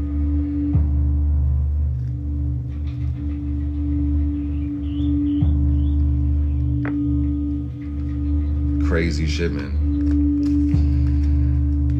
I feel like we've all been there, done that. You know, we're not taught the power of intent and imagination and even like belief early on. So it can either work to our benefit or detriment. You're blessed if you can pick it up unconsciously, but I think they should really like highlight this in schools. But let's talk about Sagittarius. Let's talk about Sagittarius. We got about 2 more. We got Sag and Capricorn, okay, guys? It's 4:44 on the clock. So that's a beautiful sign from the divine. Everything's in higher order, in different levels of magnitude. Where are my Sagittarius people? Let me see, because this is going to be for you more specifically. Yeah, just in time. Let's go. I'm going to get you guys a card out here. Sagittarius, welcome to the server, everybody. I'm seeing a lot of new members in the Discord too. That's super cool. Yeah, everything's on the profile. Hit the link in the bio. You guys can join the Fire Fam. So guys, full moon for Sagittarius. This is going to be hitting your 3rd house, okay? And that means the sun is going to be in your 9th house. So you may be thinking about travel. You may be thinking about going somewhere, booking a trip, having some fun with your friends. It's time to go to Milan. It's time to go to Russia. It's time to go to Prague or Panama or Mexico or Canada or wherever you're trying to go, Europe, Thailand, Vietnam. You know, you want to get the fuck out, like GTFO. But also for some, that doesn't really make so much sense. It's not so conducive to your goals. So I think above all this, man, this says a lot about your learning. You know, thirsting for wisdom, thirsting for knowledge. This is for the Sag rising. And I also want to add that Uranus is going through the 6th. So you are really called for some freedom in your day-to-day, your self-expression. You might be wanting to break out of your job. You might have already done it. Said fuck that shit years ago and quit with Uranus in the 6th. You said fuck that. I'm promoting myself to customer. I'm the boss. And I'm not gonna tell me shit. Bitch. I do what I want. But I don't want to do that, so I'm not doing that. So, yeah, that's being the boss, huh? Confusing, right? You're like, I'm not gonna do what anybody tells me to do. So if I want to do it, that means I'm not gonna. Hell no. But good energy, man. I see Venus in the 4th house of Cancer. So y'all are chilling, kicking it at home. You got snacks. You might be watching Netflix or some shit. 4th house, Venus in Cancer. So, this also looks like cuddling with your spouse. That's beautiful. Or with your cats and dogs. You're laid up on the couch, man. It's a good time. It's like the opposite. You're like, I might go to Russia later, but for now, I sit my ass down. Sagittarius rising. And I wrote this poem. And I sit here and ponder the mysteries, ponder the orb. Another thing this says, you know, beyond all that, because there is Venus in the 10th, there's Saturn in the 4th, and I'm getting this on the dice right now. It's given focus on finance. There's a focus on career as well. Like, what am I doing beyond the fun I'm doing? Like, you know, the practical, frugal, limiting side of us is there too, is what I'm seeing. So, you know, trying to get more comfortable with our finances is what I'm seeing specifically. We're organizing, we're planning in that regard, so that's cool.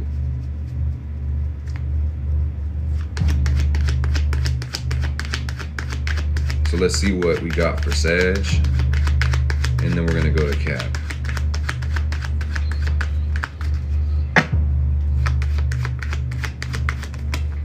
Strength. That's beautiful. And that's a testament to your willpower, a testament to your positivity, your confidence, your sense of competence. Fuck yeah. You guys feel powerful, is what I'm saying. And I literally heard, but no, I do not. This is the damn Judgment card. So, you know, I think for you guys, you got a lot to think about right now. Sagittarius. There's big decisions kind of on your plate right now. And that can be daunting. It can be kind of scary. But they might not be as big as you think they are if you really just ease up a little bit. It might not be that serious. But Judgment is telling you to lock in, pay attention, use your mind correctly. Discipline in some way, focus is the key. You got Virgo right here, Hermit. Love that. Be specific. Don't beat around the bush. Be honest with yourself. Are these the cards, man? Like, are you serious? Damn, dude. Okay, they're not that bad, but like, we've seen worse in this 12 sign reading, by the way. But we got the 3 of Cups and we got the 7 of Wands in reverse. So, you know, this is about your path of fulfillment. Like, what parts of you lack joy? What parts of you lack happiness or satiation? God damn. Yeah. Fuck, dude. And then also, I think there's a feeling of overwhelm here too that we want to pay attention to, or I don't want to say avoid, because I think avoiding it is the problem, if I'm being honest. That's what I'm perceiving. So take what resonates, leave the rest. I don't know who this is. I mean, I know this is for Sag people, but yeah, if it hits you specifically, you'll know I'm talking to you, because it should empower you on some level. That by sitting with that fear, being able to understand it, even let it out on some level, you'll be able to really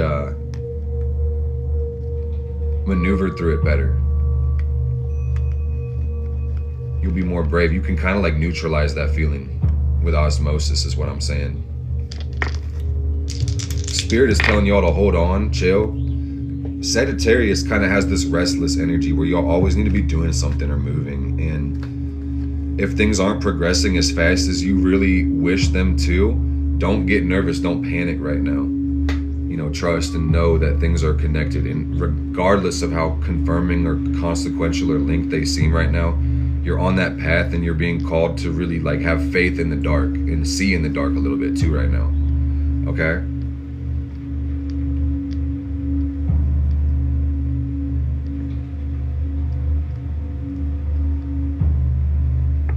Because also, I think with the 6th house Uranus, it kind of feels like you guys really want to work so hard on something, or maybe the thing you're striving for feels so far in the future. It feels like it's going to take so much actual work to get it done. You're going to need to start recognizing the value of energy as opposed to the value of just straight output and effort. Yeah, there's no substitute for work, but integration means working smarter, okay, not harder. And I would recommend for y'all, if you are like kind of at a crossroads, look into mentorship. This says Jupiter and Scorpio. Like, find a master and learn from them. Get the person who has the result you want and learn from them. And they'll save you a lot of time and heartache. Okay, Sagittarius. And that's really the 3rd house. I should have I focused on the 9th a little bit, but the 3rd, I should say, this really says a lot about, you know, your knowledge and your skill set too, the things that you know. So keep learning, never stop learning, and stay flexible, Sag. We're gonna get into Cap, and this is our last one, guys. So this is gonna put the moon in the 2nd, and then the sun in the 8th. Do we have any Capricorns today? My pleasure. And Capricorns are beautiful, man. They're always about their business. They're the most successful sign, in my opinion. And that's all subjective, but you know, these people, they know what to do. They manage their time well. They're disciplined. They see opportunity everywhere. These people are great. Let's move the chart up just a little bit, okay? You guys have Uranus going through the 5th house, so you've really been trying to upgrade your character. That's been an arc for a minute, like being more responsible because you want to be more free. You want to be able to create. You want to be able to express yourself. You want to be able to have a good time. I'm going to say that as a Uranus in the 5th house person, for real. This is about being able to express who you truly are to the world and be yourself. Surround yourself with interesting people. Go interesting places. Have a fun, eclectic lifestyle. In the 2nd and the 8th house, which is all about this full moon for you guys, Capricorn rising. This really is about you getting rich. Let me just say that before I even start the divination, the astrology is saying this shit, man. It's about you getting money, big money, saving for your future, having a comfortable present as well. Save your money so it can save you, invest it, know how to treat yourself, how to nurture yourself with money. There's a book, I love this book, guys. And if you need, like, if you need to improve your relationship with money, the book is, and it's free on YouTube. It's called The Secrets of the Millionaire Mind. It's literally one of the best books I've ever read. Get that book, it's so good. The Secrets of the Millionaire Mind. It's free, and it'll change your perspective on money, and it'll help you out with getting more money, keeping more money, learning how to think rich. Good book, man. It's always worth investing in yourself, I just want to say. But yeah, this is the North Node in the 6th house of Cap. That's what that says. So I think for the Capricorn people, you're just, I mean, these people are generally dialed in, but this says locked in too, like locked in and dialed in and focused. And you may be getting a new job too, Capricorn. That's another thing that this says immediately, is that you might have new work, switch career, new vocation. You're gaining skills. Things are changing. Some of y'all want to be your own boss, and this is your sign to do it. To go independent, to trust yourself. Yes, Anona, yes. Good stuff, man. Yeah, stay grounded in your power. Take that action. The 8th house really is about investments, guys, and that's where the sun is. And I will say that this happens every year, but when the sun is in Leo, the Capricorns get kind of quiet, for real.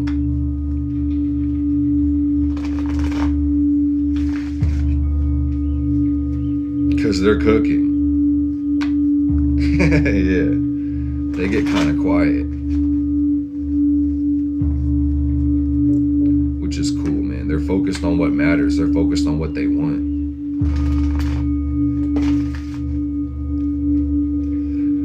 Some of them are crashing out and burning, but we're not talking about them, I will say. We're talking about the ones that, you know, wish love to the world through their actions. I'm not speaking on anybody particular. I'm just talking about the energy, by the way. Just so we're clear.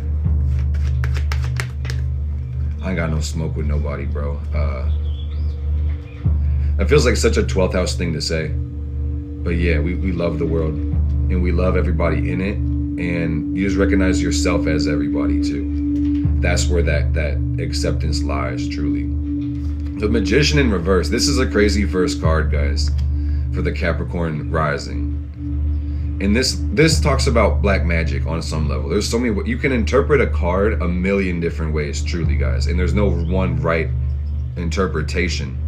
So you have to be able to cleanse and program the cards and also filter through your perception of it too, okay?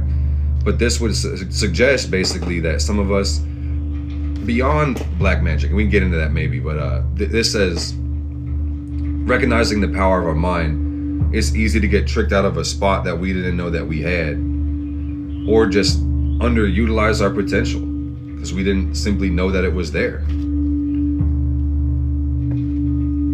So this, I mean, on a really broad sense for Capricorn rising, this says that there's been hard lessons in your past, for real. You've had to learn some things the hard way. You may have been a pretty manipulative person or a destructive person, or maybe you had people try to take advantage of you. You've seen some real evil in this world, man, is what I'm saying. It's hard to define this and talk about it, but yeah, you've seen enough to learn how to defend yourself. Have to protect your own energy, and that's the Emperor out here saying that you're good, you're chill, you're by yourself, you're kicking it, you got power on your side. And here's relationships too, man, so that's a beautiful thing. Libra coming out, peace, justice, take that for the word that it is, man. Justice, things being right, things being fair, okay, on some level, balance, equivalent exchange. It might not come in the exact form that you expected, but this says justice is coming as well. Some of y'all are struggling with enemies, man. Capricorn, you made some enemies on your path.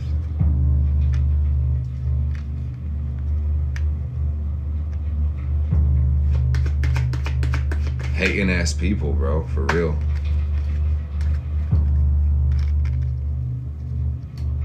It's like people feel threatened or unsupported, and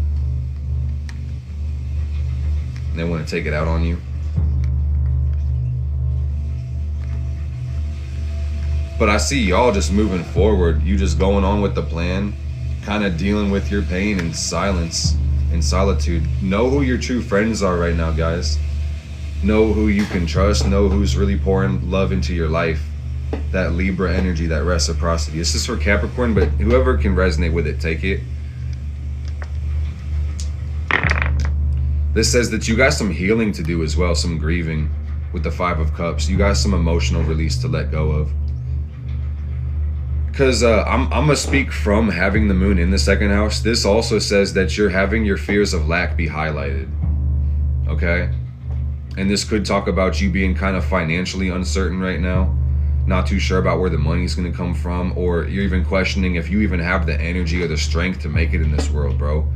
And that's one of the hardest feelings to feel, because the way it reflects back to your self-image is weakness, and you feel like, I'm not even enough. And I hate that feeling, bro. I hate it so much. I wish I could banish it from the fucking world. But everybody here, like, literally check it, y'all. We need an extra hug from ourselves. Saturn in Pisces, man. It's like a cold ass world with Saturn in Pisces in retrograde, opposite Venus. So it's not always that deep, and we won't always feel it as such. But I'm just telling y'all, these transits are chopped for real. We can expect a good week ahead. This is probably the worst of it, like the day of the full moon, and like we have so many things hitting on this full fucking moon, y'all. But man, I really feel this shit is intense, man. Cause like, y'all, I'm reading tarot cards on the internet, like reality check right now, right? We are on TikTok live. Today is Monday, 2024, August 19, type shit. You have a driver's license, you have relationships and responsibilities and shit. But when it comes to this full moon cycle, bro, so much has converged, so much has released. We all live different lives, but I just see that, you know, there's a breaking out, a breaking through at this point. And like, dude, honestly, me personally, I think I live kind of a monastic life. I've had very interesting experiences. Probably could write 5 books about my life, all the experiences I've had. I'm 26, but I will just say my life is pretty chill and pretty boring for some people's perspectives as well, which I love how simple it is. But I just see in these cards, man, there's people going through a lot right now, bro. Some people are like worried for their safety. They think people are out to get them and shit. And like, I don't know what happened with these conflicts, man, but some people got some angry people in their energy. And I wish y'all protection. And beyond wishing, I truly recommend you take time to learn to protect yourself. It doesn't take too much time, energy, or money to learn how to fight and shoot. And then the way you work in this world and maneuver it is so different. When you know how to really take care of yourself, protect yourself, nobody tries you. Beyond the evil eye, we want to stay anointed and shielded and prayed up, bro. But what happens when a dangerous ass person tries to confront you? You have to be able to know how to cause harm and destroy something in front of you. The world is dangerous. Be dangerous is what I'm saying, gang. Don't walk in fear, walk in peace. Okay? Ooh, but it's like, I don't know if I don't think I went deep enough, but damn, this energy is intense, man. And with Uranus going through the 5th, for the cat people, it also kind of feels like, for them personally, but also a collective thing. It's like breaking out of limited expression, not being able to be your damn self for whatever fucking reason, you know? Whether it's the haters in your neighborhood or the people on the internet or even just the way that you relate back to your own self. It's just about freeing the damn heart. And I feel a lot of self-image trauma, dude. It's crazy. Like the way that we see ourselves, the way that we've learned to disconnect from ourselves, to hate ourselves. It's so evident in this energy. And this is not something we need to blame ourselves on, especially not this, but bro, this shit is fucked up. It's really fucked. Ooh, it's like feeling like so different, like you don't belong, and that you're not worth something as well.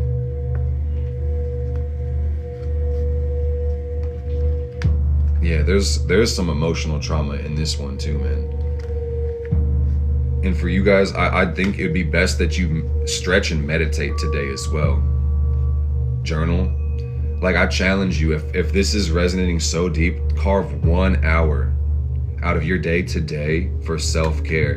And I don't care if like the things you try to do take you so long that you go out of the hour because it's just hard to get to it, but like just set some time apart to love on you and get a little bit of movement, still breathing, pay attention to you, meditate, and then journal. You know, write your ideas down. You could even video journal, talk to yourself, but go eat something nice, go take care of yourself, you know.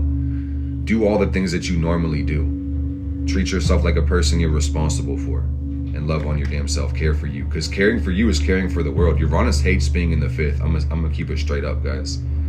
That's kind of hard to have Uranus in the 5th. And the Capricorn people, I said this earlier, but let me be clear, guys. The Capricorn people, they get quiet in Leo season because the sun is in their 8th house.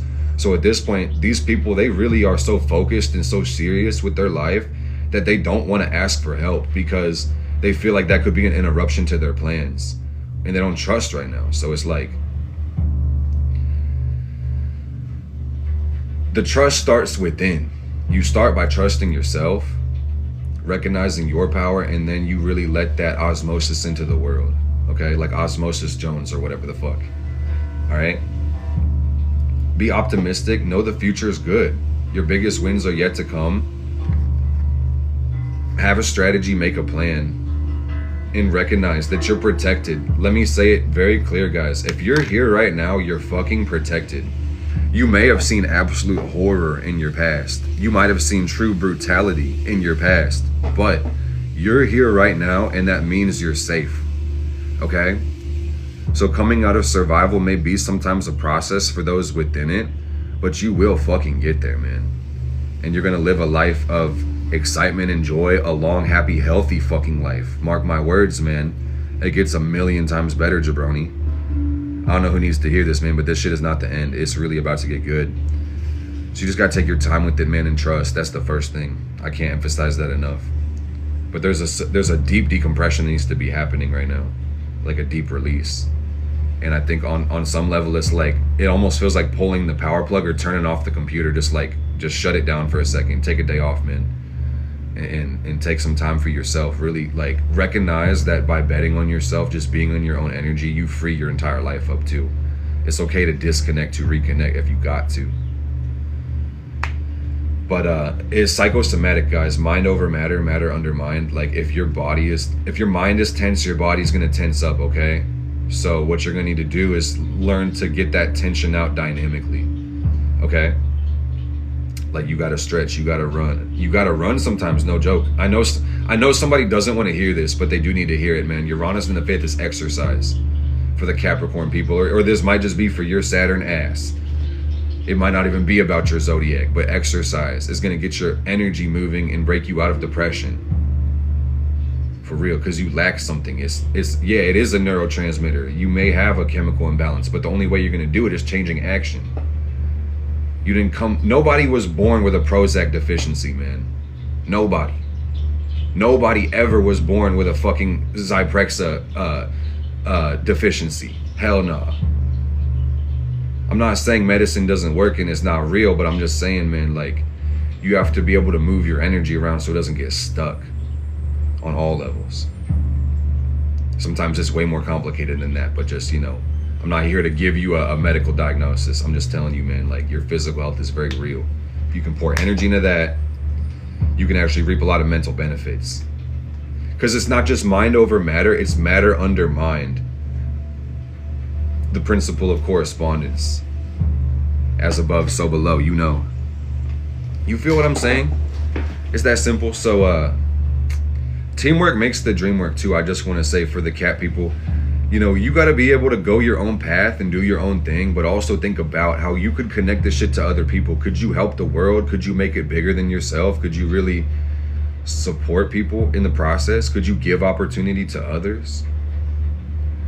Haters comes with the territory too. I hate this, but I love this. We have to learn to love this, man, because anything worth doing, you're going to get attention for it. And some people are not inspired in their own life. They lack connection or love from themselves. So it's like they just project their hatred on people when they see somebody doing, I don't even want to say better, but just doing okay. They'd be like mad that people are okay in their life. And you just can't take that shit personally, man. You gotta love it. You don't have to like it, but you have to love it. And what I mean is, hold gratitude for your experience so the universe can keep blessing you, man. You can absolutely hate it. It's okay to not like it, but just keep it in perspective, gang.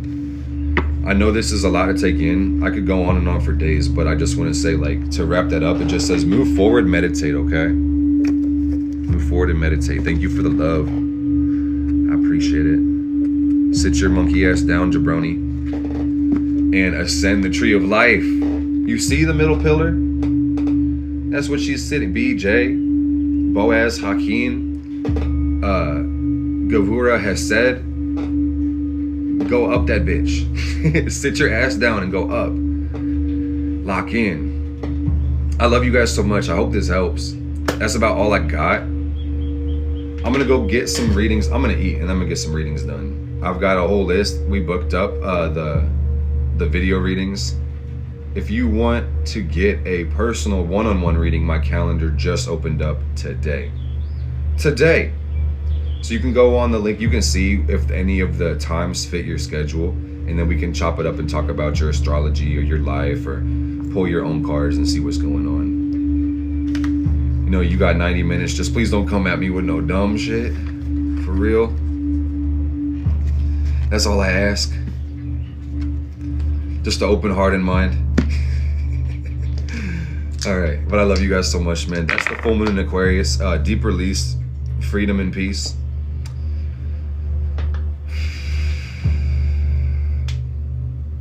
If you are at war with yourself, you can't be at peace with the world, gang. So love yourself, show the world the real you. Okay? I love you. And love shouldn't hurt. Let me say that twice. Love shouldn't fucking hurt, gang. So let your emotions be messages in themselves. How you feel is how the fuck you feel. And that shit matters. Okay? This world is mad disconnected right now, man. So with that, I leave you my peace. Blessed be, blessed we, Fire family. I love the fuck out of your soul. Take care, brush your hair. I'll see you later. Bye.